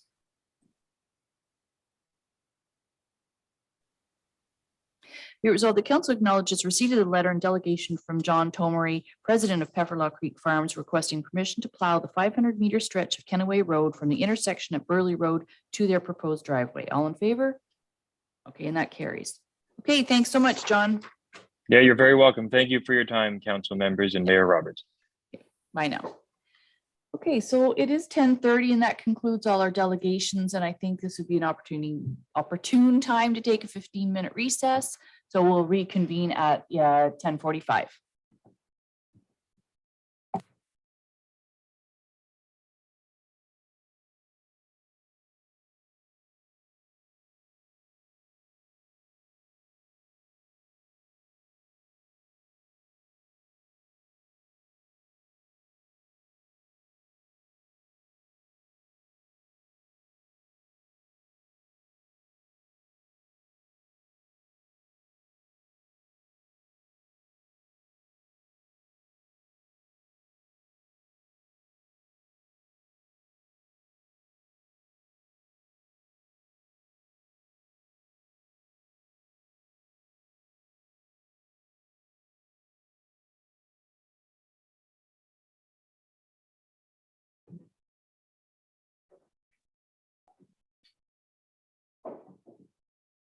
Okay, so we are back from our break, and next up we have section 4, which is our reports, recommendations from local agencies, boards, and committees. So I'm going to turn to Councillor Donaldson first to give any update on Harcourt Community Hall. What's happening there? The ladies committee is hard at doing a Thanksgiving dinner that you can pick up, so you can order. I think Thanksgiving dinner for 6, I think it's $150. So it's only $25 a person. And the dates, I think they have it posted as to when you have to have your order in. But they also did, last month they did a lasagna with, that you could pick up with brownies to go with it. And it's absolutely awesome. So they're just cooking up a storm. That's great. That's good to hear. Anything from West Guildford, Councillor Smith? We'll be meeting next Monday. We were supposed to meet last night, but there were some illnesses in the group, so we had to delay it by a week. But the center remains active. The drop zone is still going. The taekwondo and so forth. So euchre and et cetera, et cetera. we'll have more to say at the future. Good. Okay. After meeting That's this week. Thanks. great to hear. Next up, we have Rails End, and Councillor Clark, as I said earlier, is not here to report, but I do want to mention that in the report from Rails End, they thank Councillor Clark for his dedication and service and commitment, that he says he never missed a meeting, and he always relayed the information back from Rails End Gallery back to council really well. So thank you, Councillor Clark, if you're even able to listen in. I'm not sure for that. And yeah, Rails End always seems to have something going on in there. It looks like they're participating in Color Fest this Saturday as well, which is great. So I do need a resolution to receive their report. I could, Councillor Smith, and seconded by Deputy Mayor Kennedy. Be it resolved that council acknowledges receipt of the September 2022 Rails End Gallery and Arts Center report. All in favor? Okay, that's carried. Haliburton BIA. So the BIA hasn't met since June because they never do over the summer. The June minutes I will actually forward. I just received them last week, so I will forward them on to Mallory so everyone can see those. A few little things. I spoke with Rob and Andrew, and they're going to be going around and doing a inventory of all our infrastructure. There's lots of little arms for the flags that are missing. We lost a pole well over a year ago that had the flower basket hangers and stuff on it. So those all need to be replaced and everything in good repair for next summer as well. Snowflakes should be going up in November.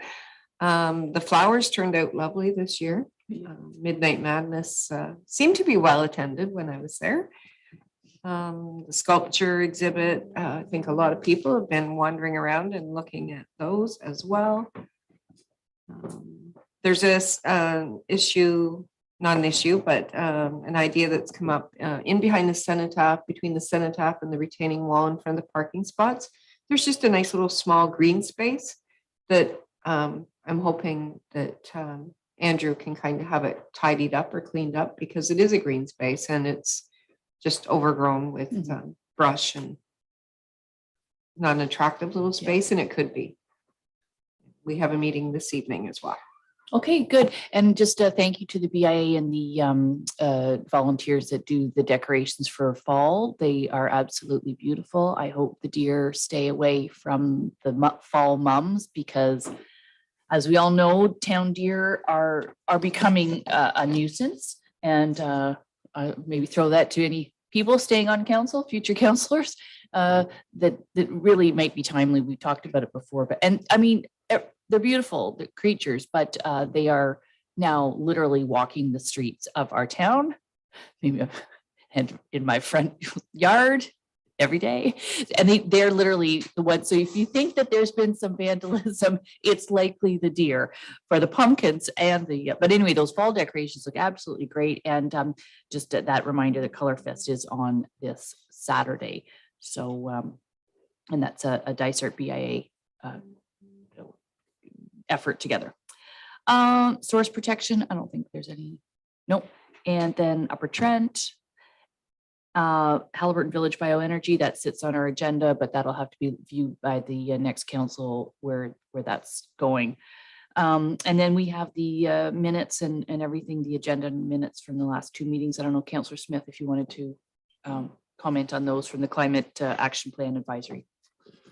As you note, the minutes are there. The group has now fulfilled its responsibilities of providing advice and perspective to the county's climate change coordinator, Corey Mackay. And she's now preparing her next climate change recommendations report for county council and the local tiers.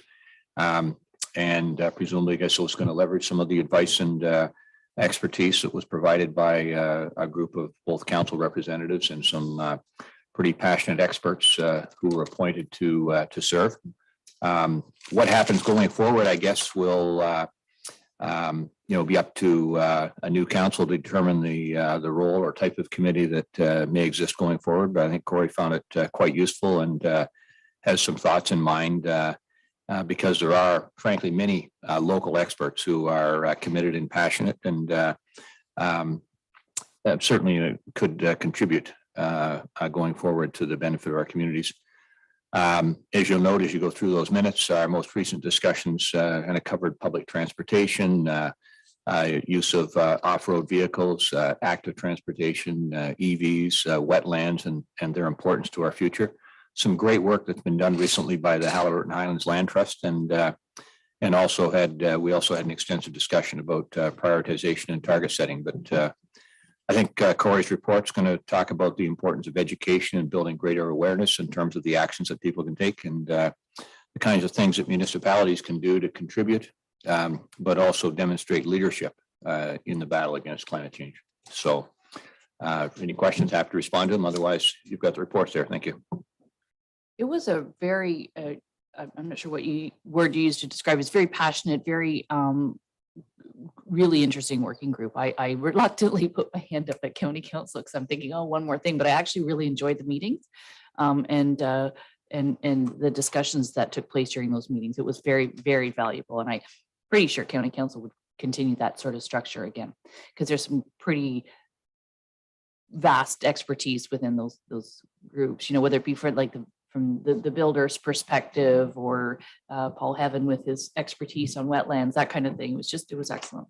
Yeah, we are blessed with, I use the term passionate because these people all care, but they've got expertise, they've got knowledge that, you know, the only way we can tap into is really to find a way to keep them involved. And it would be a shame if we don't do that. And I know Corey, from speaking with her, she found a lot of value, you know, from, it was just 4 2-hour meetings. So it wasn't, you know, overwhelming, but gave her a lot of perspective she wouldn't have otherwise. That's good. Okay, so I need a mover seconder to receive these. Councillor Wood Roberts and seconded by Councillor Donaldson. Be it resolved, the council acknowledges receipt of the June 24th, 2022 minutes and then the August 26th, 2022 agenda and minutes of the County of Haliburton County of Haliburton Community Climate Action Plan Advisory Group. You need an acronym somehow to get that smaller. All in favor? Carried. Okay, next we have recommendations from the Committee of the Whole. Are there any questions on that? No, I'll look for mover seconder. Deputy Mayor Kennedy and Councillor McKechnie. Be it resolved that the recommendations from the September 13th, 2022 meeting of the Dysart et al. Committee of the Whole be adopted by Council. All in favor? Carried. Mallory, we'll turn to you. We're under administration now for the new member for the Compliance Audit Committee. Sure. So we have a conflict of interest of one of our original members. Don McCallum has chosen to step down from the Joint Compliance Audit Committee. So because you don't technically need one in place until October 1st, just to keep the bylaw clean, I've just suggested that we repeal and replace it entirely with the new member. So Caitlin Kruger is a chartered professional accountant, and she served as deputy treasurer of Algonquin Highlands for 5 years. So definitely her application qualifies under the Municipal Act, and she'd be our new member. Okay, that's great. So mover and a seconder for this then, Deputy Mayor Kennedy and Councillor Wood Roberts. Be it resolved that bylaw 2022-89 being a bylaw to appoint members and establish the terms of reference for the Joint Compliance Audit Committee for the 2022-2026 term of council be read a first, second, third time, passed, signed, and the corporate seal attached here too. All in favor? So carried. Next, we have a letter from Highlands East Council. This was interesting when I first heard about this, that I love how some people just look at a map and get out their Sharpie and just start drawing lines that don't make any sense. So I don't know, Tamara, did you want to speak to this one or Mallory? Sure. Mallory? If council's comfortable with it, I've drafted a letter that basically follows a lot of the information Highlands East has given, that Mayor Roberts could send on behalf of council to support that they'd like to maintain their federal boundaries that they have now. Well, actually, and this came about by conversation as one has, you know, chit-chatting with when we see each other at county council. And so tomorrow county council will also pass the same resolution supporting this. Because I said to Mayor Burton, I said, well, you know, would it help if we, you know, I think they need many voices that this new drawing of lines does not make any sense, actually. So, okay. With that, I'll look for a mover and a seconder. So Councillor Smith and Councillor Donaldson. Be it resolved, the council directs that a letter be sent on behalf of Dysart Council to the Federal Electoral Boundaries Commission for Ontario, expressing support for Highlands East to remain within the boundary lines of Haliburton, Kawartha Lakes, Brock District. All in favor? Okay, it's carried. Next, we have a letter from the Potash Trailblazers. We were just talking about them this morning to install a sign on municipal property. Not sure if any staff are speaking to that, or it's pretty self-explanatory. Tamara, and then I just want to look for staff first if they wanted to. I was just gonna say, it was just a councillor request. I believe Councillor Donaldson probably knows the location well. Yes. Would you like to speak? You'll put your mic on? Yep.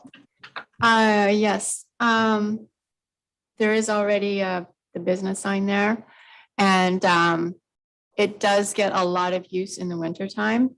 So it is a good spot, and it's more so it should be on the east side, because kind of goes downhill on the left side. So is this a new sign or adding to that sign? Sorry. I think they want to add to the sign. They want to add to the business association, and it would make sense to go to the business association to make sure that's okay, but they have not existed for over 2 years. So I'm not really sure what kind of response we would get from them, but I can check if. It so does say a similar sign, so it doesn't say it with. It's to install a sign. That's what I Yeah. thought. So we just want to make sure. So it is on municipal property. Yes. Okay. I don't have a problem with that. Councillor Smith? Well, I just had a question. They're proposing to sell advertising. So in addition to putting up a sign, they want to sell advertising. I don't know if we have any other situations like that where somebody puts a sign on our property and then sells space on the sign to the benefit of their own organization. I'll turn to Councillor Donaldson to answer that, because I think that is what the Algonquin Gateway is like. Yeah, the AGBA, which is the local business association, has had that up for a few years on that property, and that's how they pay for the signage, is to sell the business advertising. Yeah, it's just to cover costs, which is what they will be doing too. Well, this one indicates that, they depend on this to fund their activities. All right, so it's not just paying for the sign. So they're using, it for fundraising purposes, according to the letter anyway. Okay, yeah, just. Yeah, I just asked if we have, because you could be opening a hornet's nest here in terms of people saying, well, great, I'll get a roadside sign up and, blah, blah, blah. That is true. That is possible. But even on the snowmobile trails, like up in the middle of the bush, they have a sign, but it has advertisers that help pay for that signage. And signage isn't cheap right now. So it will take unless they have enormous price on each of the advertisers, it's going to cover just the cost of the sign.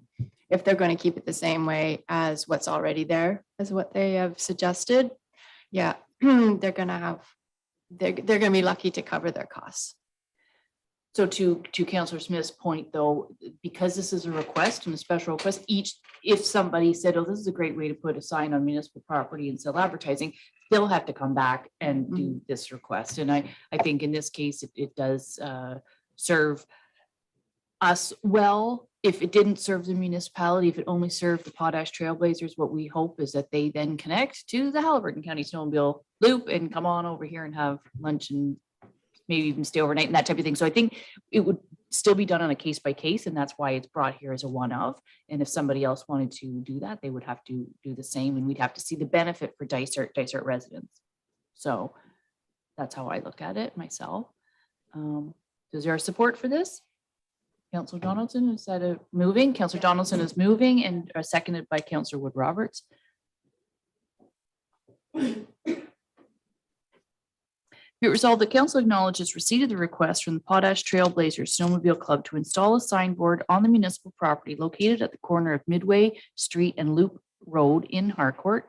And further, that council approves the installation of the signboard and directs that the Potash Trailblazers work with municipal staff to determine the appropriate location for the sign on the property. All in favor? Carried. In that, now that it is on municipal property, in the future, like 15 years from now or 10 years from now, and the sign is needing repair or paint or that sort of thing, that's I think something that we need to keep. We didn't have that in the resolution, but it was going through my mind as I was reading out loud that the sign needs to be maintained in good order. So I don't know if we want to add that or we just direct.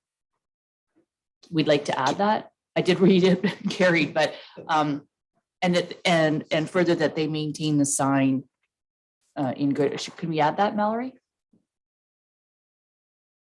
And further that they maintain the sign in good order. I mean, I just think of an example somewhere else in the township that a sign's put up and 10 years. I was going to say 15, but like 10 years later, sun and damage and wind. So we've added that to the resolution that they maintain the sign. Okay, thank you. Is everybody okay? The mover and the seconder? We're okay with that? Okay, thank you. Sorry to be thinking and talking at the same time. Don't know how I did that. Letter to council from Bernd. I'm not going to Kai von Hosselin.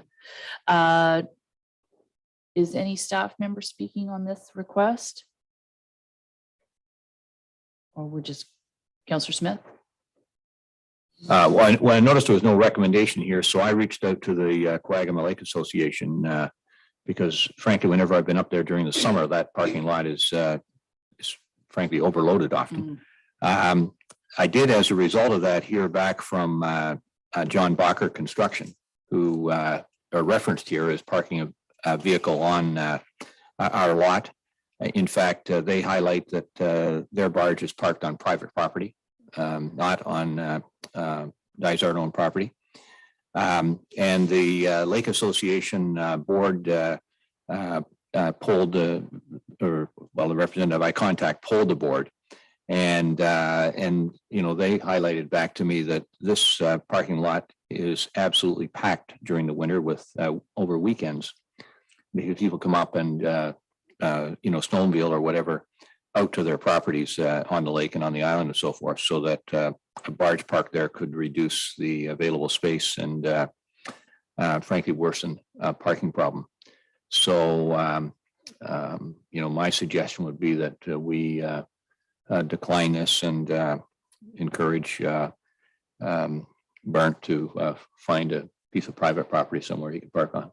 Well, I really appreciate you doing some little digging there, because I wouldn't have known. So when we look at picture 3 of the photographs included in our package, where you see the little mini X or something in the single car parked there, and then that trailer in the back, you're saying that trailer in the back of that piece of road equipment is now that's becoming private property? Well, I'm not a surveyor. No, but that's the representative of John Bacher Construction, who obviously has somehow got the note through the board members that I circulated it to. He was back to me like within an hour saying, wait a second, no, we're parked on private property there. So Okay. It's not our parking lot. So therefore, the motion is then, I have a resolution that's saying approve the request, but I think then we should say deny the request. Mallory? Yeah, that's only if it went that way. With the further information, you're perfectly within, obviously. You can deny. Okay. So clearly he needs to find a private landowner to park. That is a large piece of equipment and could certainly be in the way. And if the parking lot is already that full, that's one of those things with water access, right? You have to have it. Now it isn't just one car coming up. It could be, generally people, we allow 2 cars in a trailer, but if could be more than that. So if that parking lot's that full. Yeah, well, I didn't know, as I said, I've only been up there in the summer, but when they described it, if you think somebody shows up with their car or their pickup truck pulling a trailer with a snowmobile on it so they can get out to the cottage. Yeah. And that's their words were, it's often absolutely packed during weekends. Right. So. Now he's requesting to park from November to April and not in the summertime, the request. Even worse in the winter. Yeah. Correct. Okay, so is your motion then to deny the request? Yeah. Okay, so. Is there a seconder for that? Deputy Mayor Kennedy? Be it resolved that council denies a request from Bernd Kai von Hosselen to park his steel barge at the Coagama Lake Boat Launch located at 4575 Coagama Lake Road from November 2022 to April 2023, and further that the municipal, oh, well, it doesn't matter. That part doesn't count anymore. All in favor? Okay, carried. Okay, thank you for that. Next, we have some letters, and of course, we were to take those letters into consideration. So they're really, no, I mean, you know, we like I say, we do read the emails, we do read the letter, but at this point, we're just receiving it. And we all have access to the email information if you want to reach out individually to any of those people who are part of these organizations. That goes for both this and the next item on the agenda. By all means, I'd encourage councillors to do that, to reach out, get more information. So for now, I'll just look for mover seconder to receive. Councillor Wood Roberts and seconded by Councillor Smith. Be it resolved that council acknowledges receipt of the letter from Taste Wakefield on behalf of the Halliburton Waterfront Owner Steering Committee detailing concerns with the proposal for delegation of authority for site alteration for the Halliburton County Shoreline Bylaw. All in favor? Carried. And next, again, we have a letter from the petition from Friends of Grass Lake. So same thing, I'm just going to look for a mover and a seconder to receive. Deputy Mayor Kennedy and Councillor Donaldson. Be it resolved that council acknowledges receipt of the second petition from Friends of Grass Lake expressing opposition to the Harbor Holdings Limited official plan and zoning bylaw amendment applications and requesting that council undertake a green infrastructure plan. So just before I call for the vote, they are requesting council undertake that. So they're not, there's actually two things here. We're receiving the petition, but they're asking us to undertake something that is, again, I'm going to punt that to a future council if they want to undertake something like that, which would take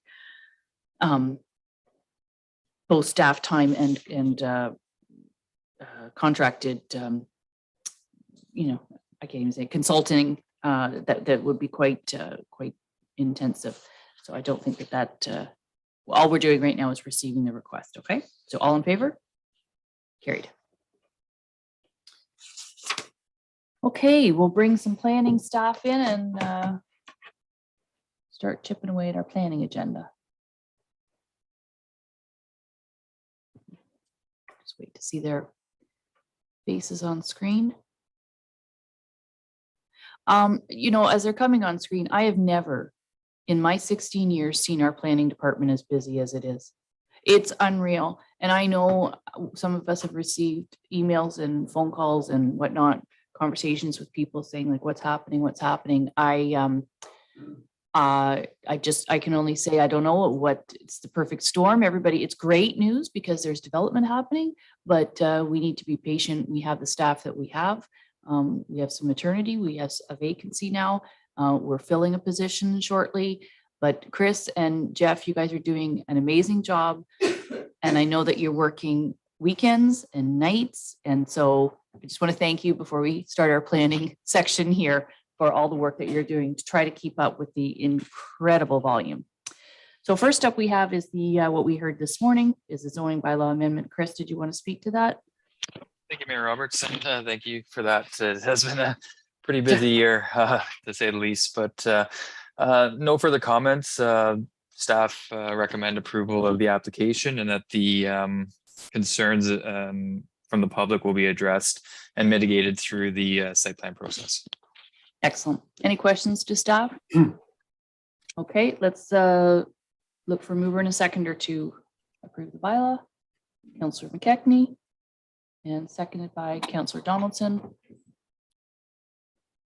Be resolved that bylaw 2022-90 being a bylaw to amend bylaw 2005-120 for the lands of Sir Sam's Ski Area Limited, which consists of lots 29 and 30, concession 2, part lots 28 to 30, concession 3 in the geographic township of Guildford, municipality of Dysart et al., which would change the zone on the subject property from rural type 3 zone to rural type 3-3 exception zone in order to add an observation tower and viewing platform as an additional use to the subject property.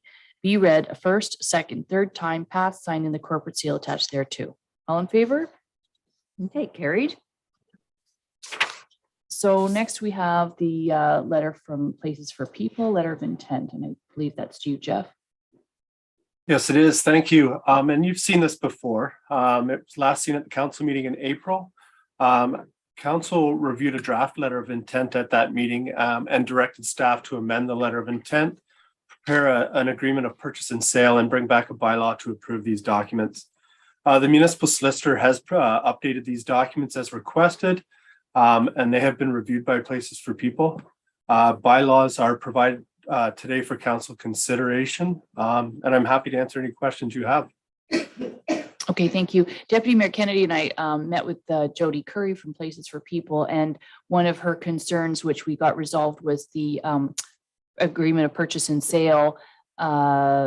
There was some questions, but it is not signed until just before the land gets transferred. So the zoning comes first. That's sitting there.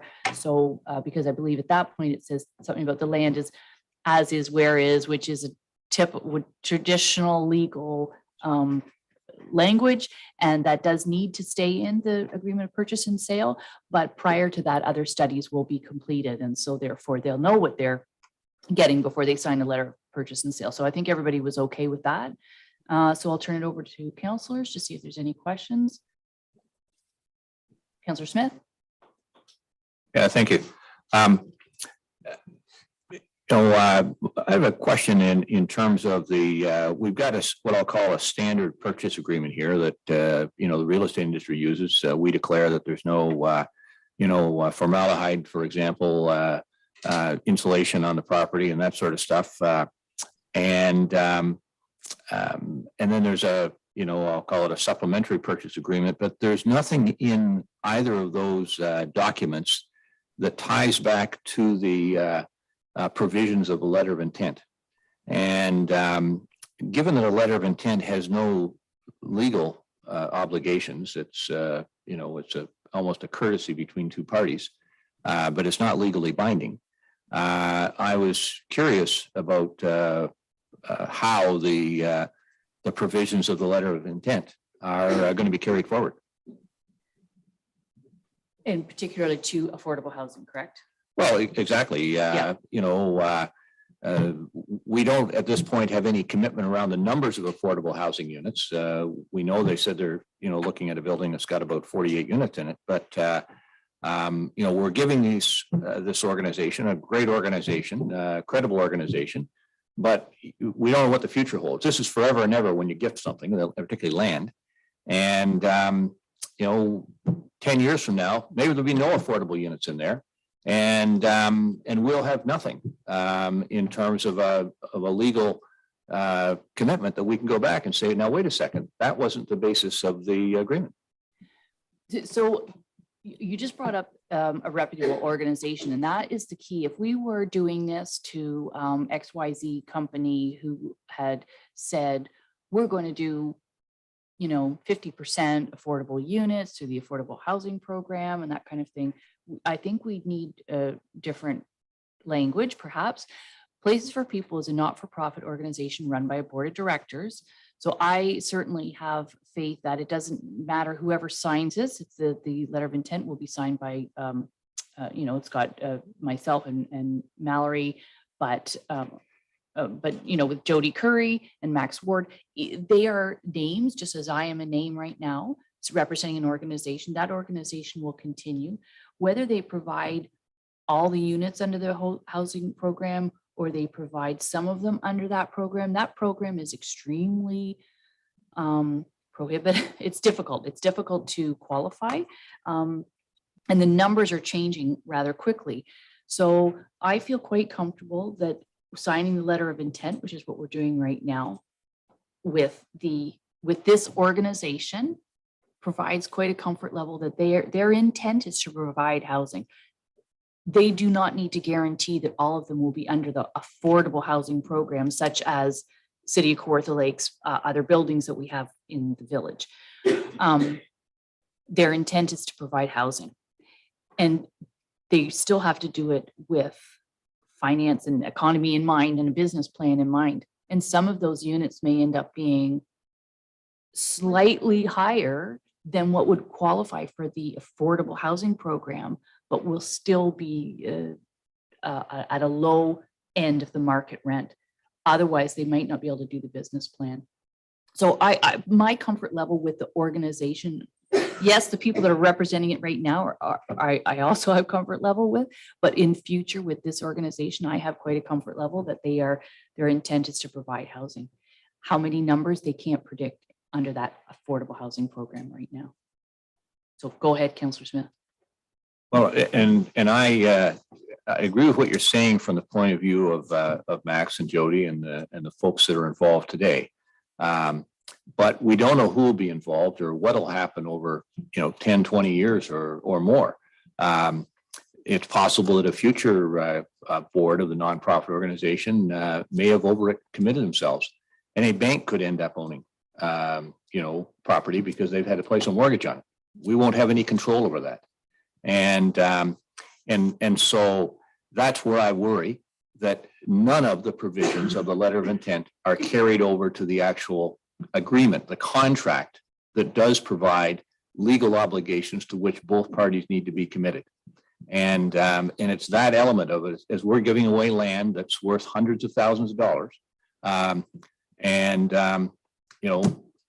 You may not be signing that purchase agreement this week or next week, but we're being asked to approve that purchase agreement right now.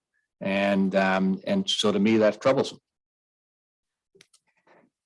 And I hear you. I just don't feel the same concerns. I don't know if staff want to comment on this. Any comments from Councillor Smith? Jeff, did you want to speak to any of that? This was discussed with the municipal solicitor. Actually, it was brought up by Places for People because they too wanted reference to the letter of intent in the agreement of purchase and sale. The municipal solicitor has provided that the agreement of purchase and sale doesn't necessarily have to make reference to that letter of intent. The agreement of purchase and sale deals solely with the conveyance of the land at the time of the land sale, whereas this letter of intent is going to deal with things that go beyond the sale and relate to development even after that land has been sold. So that's the way it was explained to me. I guess I seek direction from council how they want to proceed with either a letter of intent or I guess a more legally binding document. Okay, Councillor Smith. Well, I haven't been able to speak with the municipal solicitor about it, but could I ask that council request that staff, request clarification from the municipal solicitor as to how the provisions of the letter of intent can be enforced in the future, given the contractual setup here. And again, I'm not making this up. You can Google letter of intent. Every reference to a letter of intent will remind you that it is not a legally binding agreement. So at this stage, if we approve the resolution as in our package, what this is doing is moving forward so that Places for People now can begin the rezoning application. Is that correct, Jeff? Correct. So all these steps we've been taking over the last while have been to help kind of negotiate with Places for People what land is going to be conveyed, the purpose for the land, and the timing of development. So these are the steps we've been taking over the last many months. And I guess today you're presented with a bylaw, and if you do require, I guess, a legal opinion on whether the letter of intent is the proper document to use for this contract, we can get that for you. Well, did we not do the same with the college? With the college, it was a memorandum of understanding, but they're very similar. So, and we had to hash out and work out and everything else. I honestly feel that I will look to the rest of the council, and to Councillor Smith, I know that you've got your concerns, but I want to look to the rest of council to see if they are comfortable with where we are to date with this organization and with the letter of intent, and the letter of offer of purchase and sale does not get signed until all of these other things are completed, but we're approving what it says in it. So it's everybody, well, I want to see some hands up. So as it is, what Councillor or Deputy Mayor Kennedy, do you want to? I make a motion to accept the report as written. As written, okay.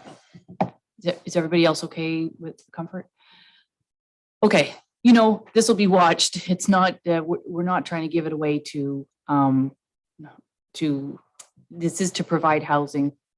And I think this is a great group to provide housing. So, hopefully, let's see where this goes with the zoning application. It does look like there's support. So Deputy Mayor Kennedy made the motion, and a seconder be Councillor Donaldson.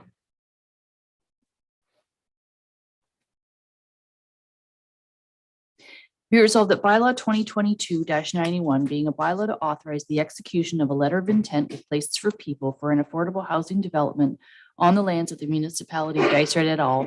In part lot 14, concession 8 in the geographic township of Dysart, be read a first, second, and third time, pass, sign, and the corporate seal attached thereto. Bylaw 2021-18 is hereby rescinded.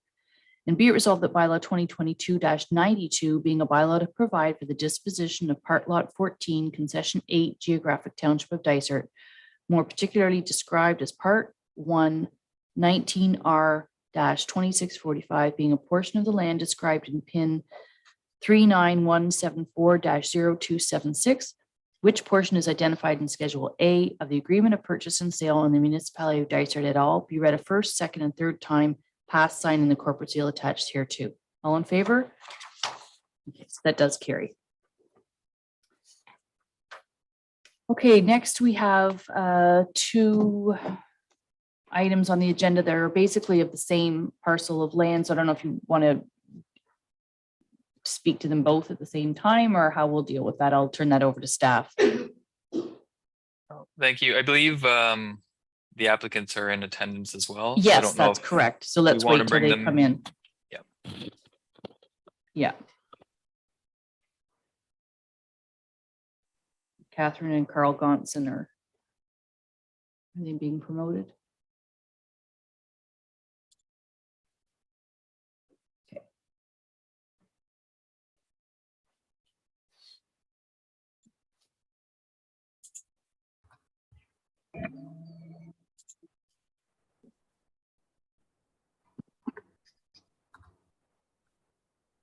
Okay.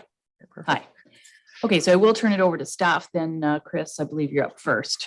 Okay, thank you. So this is related to item 7C, which is for bylaw 2022-93 for a subdivision agreement, which is a condition of the proposed draft plan of subdivision for 46T 12001 for lands of Gonson on Drag Lake. Bylaw 2022-93 authorizes execution of the subdivision agreement for the Gonson subdivision. As noted in the report, the subdivision agreement gives notice of the conditions for the development for the proposal of 6 lots on the plan of subdivision, which is located on Drag Lake. In particular, it outlines the conditions contained in the background reports for the file and requires the developer to construct the proposed lots in accordance with the approved studies. As outlined, the agreement implements the requirements and recommendations of the applicable studies and plans for the development of the lots. And staff recommend that council approve the subdivision agreement. And that concludes the overview. Okay, any questions? Yep, go ahead, Deputy Mayor Kennedy. Just thanks to the proponents for 5 years of patience of getting this proposal from draft approval to today.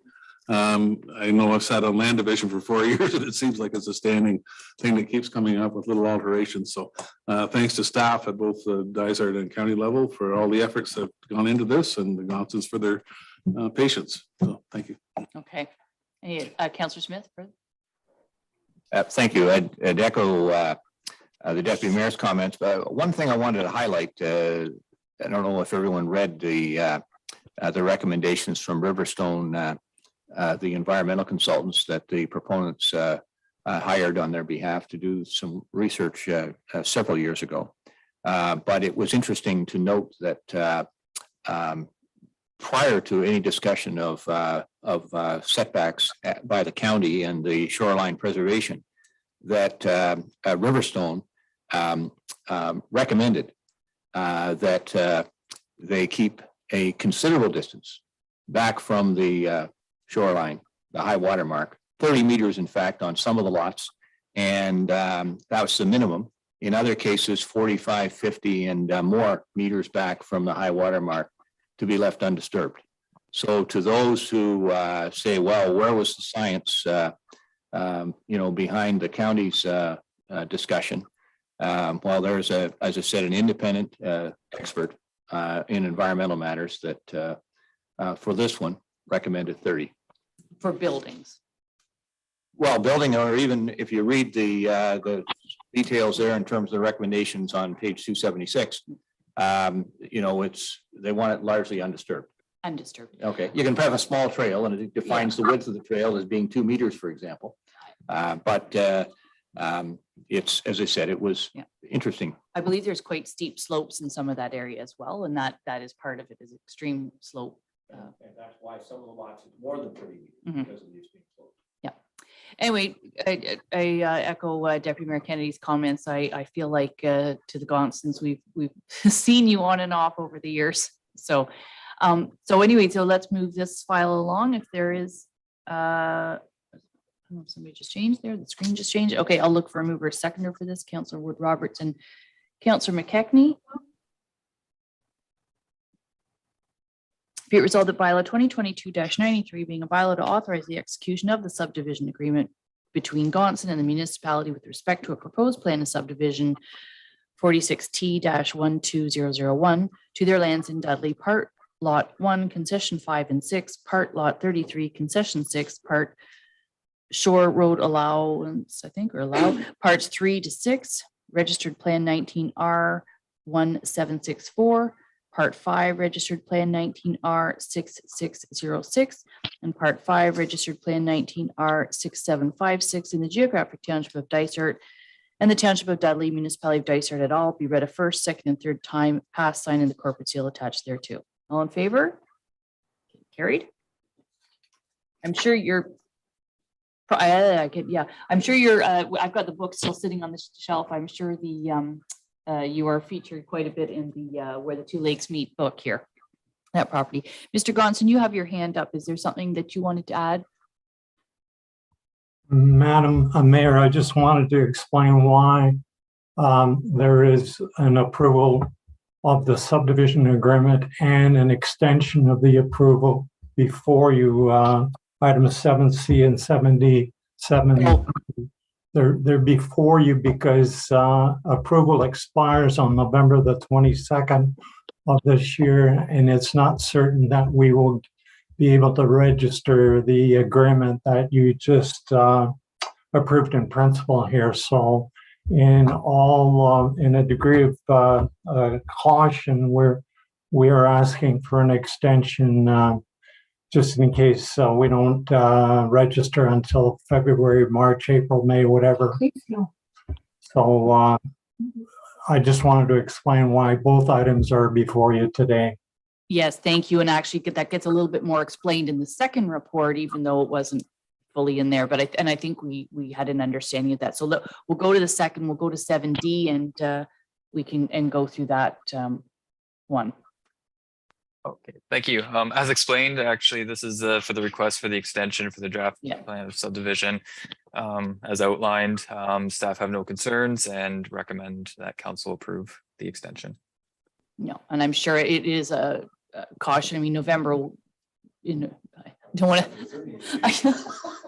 No, I hope this is the last extension. I hope that's all. This is all you need, and that by this time next year, it's all complete and whatnot. So, so is there any further? Do we need to go through this one any further, Chris? Just a request. Yeah. So everybody understands. So I'll just look for a mover and a seconder. Councillor Wood Roberts and seconded by Councillor Donaldson. Be it resolved that council supports the request to extend the draft plan of subdivision 46T-12001 for 1 additional year to satisfy conditions for approval. No additional municipal conditions are required as a result of this request. All in favor? Okay, so that carries. Okay, thank you very much, Mr. and Mrs. Gonson. Nice to see you. Good luck with everything. Thank you. I'll look in the book for your chapter. Okay, moving right along, 7E, which is Shore Road allowance for Boulay. Yes, thank you. Mr. and Mrs. Boulay have made application to purchase their shore road allowance in front of the property on Halliburton Lake. A road closing bylaw and deeming bylaw are provided for council consideration today. The notice requirements have been completed and no concerns have been raised to date. The purchase price of the shore road allowance is set at $4,300 and staff recommend approval of the bylaws. Okay, any questions? Fairly straightforward. Look for a mover and a seconder then. Councillor Smith, Deputy Mayor Kennedy.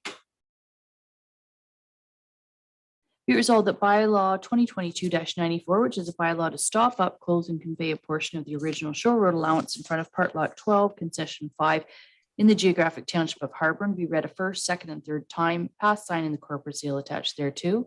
And be it resolved that bylaw 2022-95, which is a bylaw to deem lot 1, registered plan 329 in the township of Harborne, not to be within a plan of subdivision for the purpose of section 50-3 of the Planning Act RSO 1990, be amended, as amended, be read a first, second, third time, passed, signed, and the corporate seal attached thereto.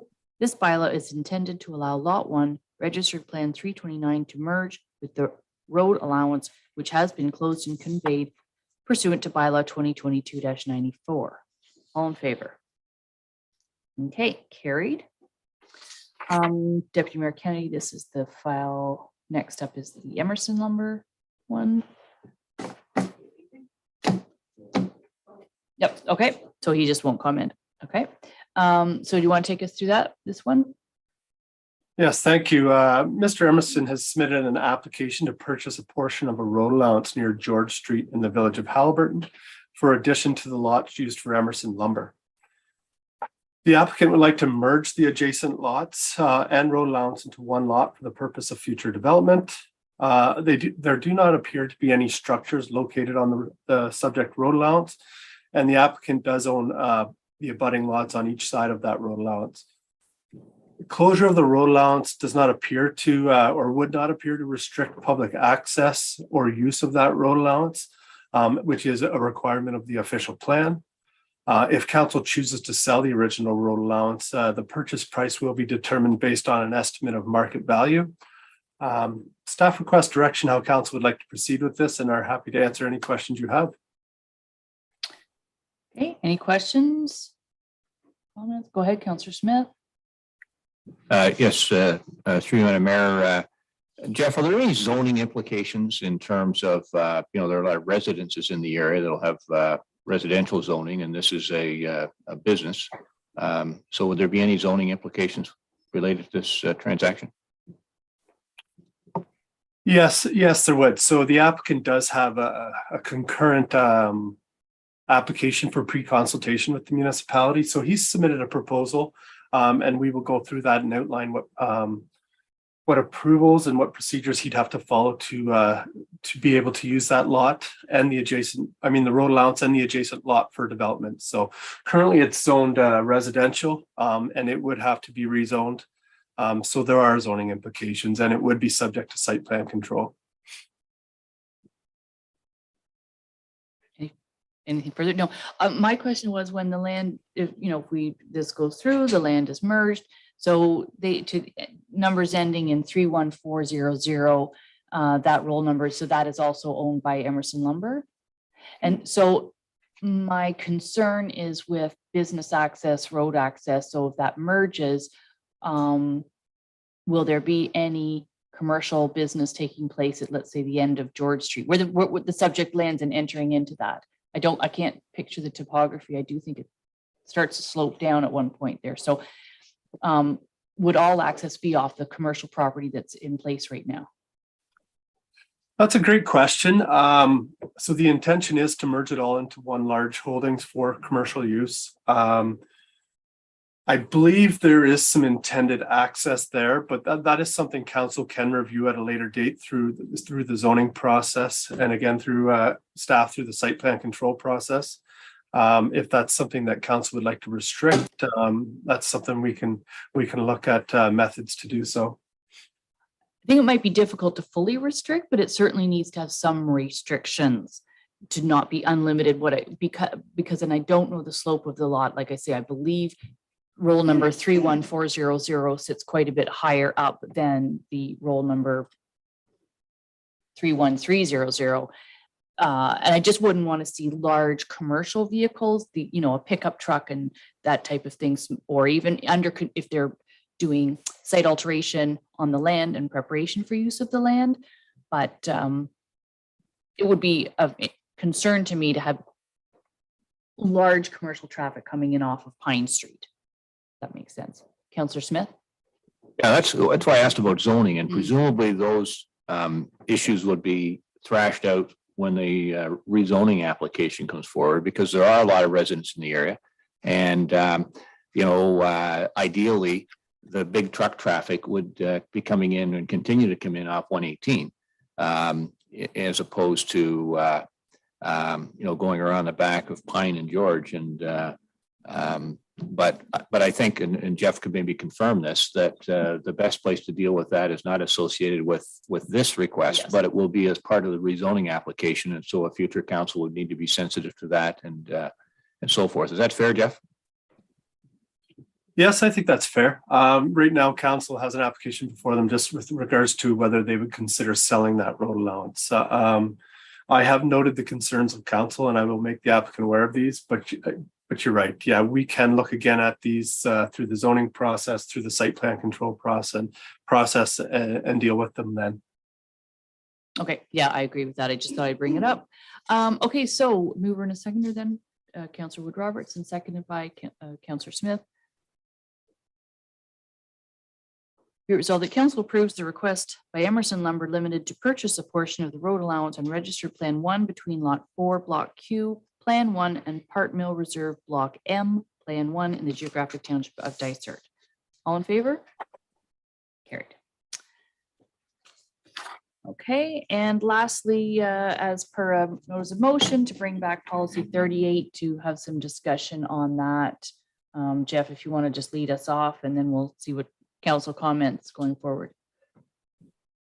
Yes, thank you. As you can see from my report, there's limited input provided, but as per the August council meeting, council requested that this policy be brought back for review and consideration. So to help council with the discussion, I have also included not only our current policy, but also the local policies for Algonquin Highlands and Highlands East. So I'm happy to answer any questions. And basically, I'm just seeking some general direction from council how they would like to proceed with this policy. We don't have to get into fine details or make any decisions today, just some direction on how to proceed. Okay, well, thank you for bringing this back. And that was exactly it. It was just to bring it back so that it could be at the council table so we could talk about it, because it was one of the things in the that bogged sub councilors down because they felt we were not adhering to our policy. And so I think it did take a closer look to see if our policy, which was written in 2014, not only prior to EORN, but prior to the technology that's out there, et cetera, right now. I wrote notes and I left them at home, so I don't have them here. But I do recall reading Highlands East in detail and thinking that they had a lot of good information in their policy. Certainly, even in the circulation area, they suggest the 500 meters as opposed to, or not just the circulation is 500 meters, but also, the idea to we have this 1 kilometer radius. Well, we know from mapping, and we know from Rogers, and we know from our own internal mapping that we did a little bit of a test. That means absolutely 0 cell towers could ever be built in Dysart if they are all must be 1 kilometer away. So why are we even having that number in our policy? The other option is, and I'm not saying that this is what we do, but just to keep that it is an option, is some municipalities don't have a policy. There is ISED, that's what's out there. We aren't the regulatory body on this, on these towers and the communications, but I think a policy that still maps out some more public consultation. I think certainly the thought that an organization, or say Rogers Coming Back, has to say where there were alternate sites in the search area and why this is the preferred site needs to be addressed. There's still a lot of good stuff that we have in there. So I don't know, I'd open it up to the floor to see what what people are looking about. I think we should still have a policy, but I think it needs to be a lot broader. So open up to the floor. So Councillor Smith first, then Deputy Mayor Kennedy. Yeah, thank you. I think the policy does need to, a policy needs to remain in place, but, could potentially be updated. I found it most troubling with the application that was before us last month, that the requirements, they're called requirements, submission requirements in Section F, speaks to submitting an analysis of other possible sites and the rationale as to why these were not acceptable. And I know Algonquin Highlands has exactly the same statement in their policy. And yet Rogers dismissed that and didn't fulfill that requirement. And council let them off the hook. And we did, in my opinion, we did a disservice to our community in doing it that way, because we said basically we ignore our own rules, and that's just not acceptable. As I said last month, I fully support the deployment of a technology. I have no concerns about 5G. I carry a phone on me all the time, and I'm happy when it works. And I'm dissatisfied, frankly, when I go around our community and find areas where there's no service, and they're all over the place. When you have a policy on your books, one that's been on your books since 2014, so it's 8 years now, it sets up a set of expectations in the terms of community members, where they say, okay, well, those are the rules. They're going to live by those rules. And then for us to just ignore the rules, weakens the credibility of council and the seriousness with which we take towards the rules that we put in place. And so I'd ask, and Jeff, you've looked at the policy. Is there something about this policy that makes submission requirements optional, or are they requirements? Well, I think the interpretation of the submission requirements is being interpreted differently by the applicant and members of council. So, but we can clarify those submission requirements and change them to whatever council would like. If you want to make them more prescriptive, we can add that. No, and to Councillor Smith's comment, and which it's okay because we've disagreed for about 4 years, but I disagree with you on this as well. You have to have the willing landlord, you have to, or property owner, whether it be public or private. You have to have road access, reasonable road access. You have to have hydro access. So while they maybe didn't do a full analysis of what you were expecting for other pieces of property, they clearly verbally said in their report that they did approach other landowners. This was the only willing landowner. So how can you compare sites when we live in such a rural environment, when this was the only site? This, in the research area, that was where they had the willing landlord at a road and a hydro. So they're not going to do environmental studies or do the engineering or do the surveying on any other properties and say, well, we compared Mrs. Jones' site to, Mr. Smith's site, and so therefore this is why we chose this. There wasn't in that particular case. They basically verbally said there wasn't another site in the search area. So that satisfied me. It did meet the criteria. I felt all along we were meeting our criteria, but I think there's also language in our policy, such as even referencing monopines, when monopines, certainly in the EORM project, are not even considered. So why are we putting monopines in our policy? I mean, what I'd like to see is that there are going to be more letters of concurrence coming down, and hopefully sooner than later. Particularly, I know they're working on some sites up in the Haliburton and Percy Lake area. A future council needs to be able to, if they're going to have a policy in place, needs to be able to. We're not changing a policy to skirt around anything, if you will, but we shouldn't have a policy that's so restrictive that basically says we don't want cell towers. That's how I read this, when it says that they're preferred to be a kilometer away from residents, when we know that that's not possible. Maybe we shouldn't have any measurement in there. Maybe the preferred location is just, to mitigate where there's settlement areas, and, but we know we've got one sitting up at the top of the hill right here behind us. So how many residences are on the village of Halliburton? I don't know what a future council wants or what direction we want to give to Jeff. I believe, did you have your hand up, Deputy Mayor Kennedy? Sorry. No, I had similar comments with Councillor Smith. Was the selection decision process just needs to be clarified as to exactly what our council's expectations of how deep of an analysis we're wanting the proponents to provide to us as they made the decision. So clarification of that. The 500 meters, I just go with the government requirement of 3 times the height of the tower. That's standard across Canada. Remove the 500 meters. That's it is extra notification, and monopines here or there, it doesn't matter to me, but the 1 kilometer language definitely needs review. As was stated by Rogers, there's nowhere in Dysart where that 1 kilometer would actually work. I know it says generally you'll try to do that, but I think some people interpret that as must. So I'd like to see some clear language around that, Jeff, if possible. That's all I had was those 3 notes. Thanks. Okay. Is there any other comments we can give to Jeff? Because we won't be the ones passing a new policy. But so go ahead, Councillor Smith. Well, I'm sympathetic to Jeff on this one, and Chris too, I guess, because as you note, the level of activity in our planning department, I hate to say, geez, Jeff, we need you to go away and spend a few days rewriting this policy. But I wonder if you might give the policy to the folks at EORN.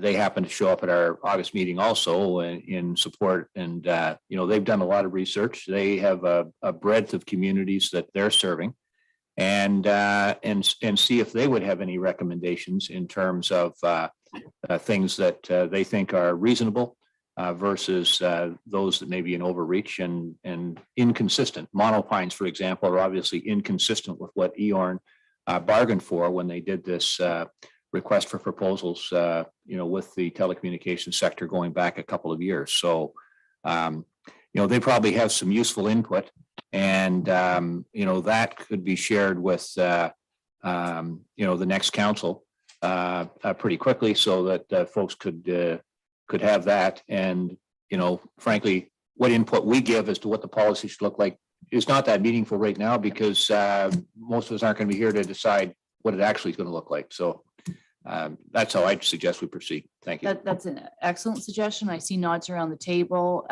but it does. I also know that it certainly seems that we're all in support of still having a Dysart our own municipal policy, not just throwing it out completely and not having one. So Jeff, if you can perhaps reach out to EORN and see what they've got. I mean, things like in the submission requirements under section B, I think all those things are necessary. The access road, the proposed site, the vegetation buffer, basically drawing it all out with the submission. That's important. So is everybody okay with that for Jeff to get some consultation with EORN? I'm sure they'd be happy to help. Okay, perfect. That'll just be noted to direction to council. It doesn't need to change the resolution. Mover seconder. Deputy Mayor Kennedy, Councillor Wood Roberts. Be resolved that the report for policy number 38 is a policy to establish a local municipal protocol for the review of telecommunication tower proposals dated September 27, 2022 be received. Should I add and further that?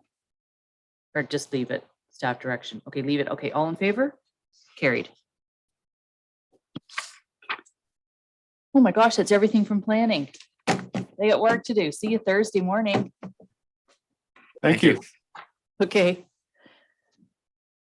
So just a couple little things before we finish up today. Under section 8, draft committee of the whole minutes. I'll just look for a mover and a seconder for those. Councillor Smith, and seconded by Councillor Donaldson. Be resolved, the council acknowledges receipt of the draft minutes from the September 13th, 2022 committee of the whole as information. All in favor? Okay, carried. And lastly, we have the draft, the Cultural Resource Committee minutes. Anything there, Councillor Donaldson? Okay. Excuse me. I did just want to note that the course for the, it's not really a sculpture, it's a dry stone. Yes, yin yang thing. There was not uptake for the course, so they weren't able to offer it. However, when the Cultural Resource Committee meets again, they're going to see if there's still a request to put some funds in, if they can do that course again. It was offered in late September. It's really has to be done either in the spring or throughout the summer. The location was approved by council, which was near the library, to the east side of the library. And so hopefully that can go forward, but that isn't taking place right now. So that's all for that. And mover and a seconder. Yes. Yeah. Just in the minutes spoke to the fact that they're proceeding with a, I'll call it a replacement of the Cody Hodgson portrait. But it didn't give me much sense of the plan with regard to the others. It just said the families hadn't volunteered. And I don't know that the families, in all cases, the families may not volunteer. Is there a plan? So we're going to end up with them all looking as good as the two do right now, or? There is not a plan. Because we had a family member come forward for the Cody Hodgson one, that is going forward and that is being done and will be installed in the spring. So because all of them were done with donated money, it would, and this is now a direct donation for that one in particular. It is a unique situation, but vetted through the Cultural Resource Committee and our public art policy and everything else. It meets all the requirements. The others do not want to change the, they've been asked if they wanted to and they don't. That should be the first line, is to see, do you want to? And then if not, it would be up to, future fundraising committees or Cultural Resource Committee to decide to take that on. They're a lot more expensive than the original ones to paint on the brick, but they'll be there forever and they'll be there beyond the life of the building even. So it would definitely be something the Cultural Resource Committee is going to have to sort of stay on top of. But they were given an opportunity if they wanted to change their murals, and only the Hodgson family wanted to. So, but that's good follow-up. I forgot that was in there. Okay, so mover and a seconder for these minutes. Councillor Donaldson and Councillor Wood Roberts. Be it resolved that council acknowledges receipt of the draft minutes from the August 25th, 2022 Cultural Resource Committee as information. All in favor? Carried. I'll look to see if there's any notice of motion. Councillor McKechnie.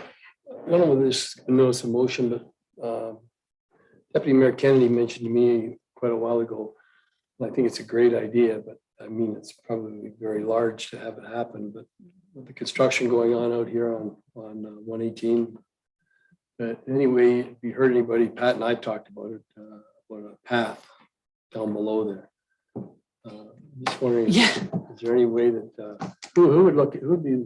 Well, I think that's seems so natural. Rob would have the closest connection to 118. It's very hard to explain to people from the public that we aren't informed of really what's going on. We were told, we had to buy some road, then we were told some poles were coming out, then we watched as the work took place. I kayaked over. I'm like, oh my gosh. So can we just, Rob's not in on our meeting today. Can we ask Rob if he knows the full extent of, like someone was asking, do they do sidewalks? I said, highways do not do sidewalks. County roads do not do sidewalks. But the road that has now been created at the lake level, my understanding is so heavy equipment can be on it to extend the road. The road will be widened. I don't know what's going to happen after the fact.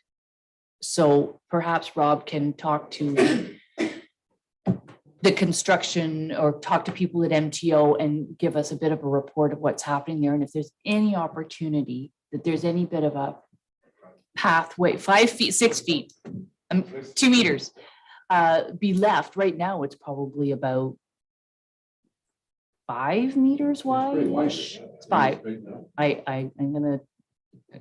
I've walked it. I did. I did. I shouldn't have probably, but I did. So if Rob can just maybe talk to people at MTO and see what's happening. Is there an opportunity to have a continued pathway after the construction is done at the lake level, not along the highway?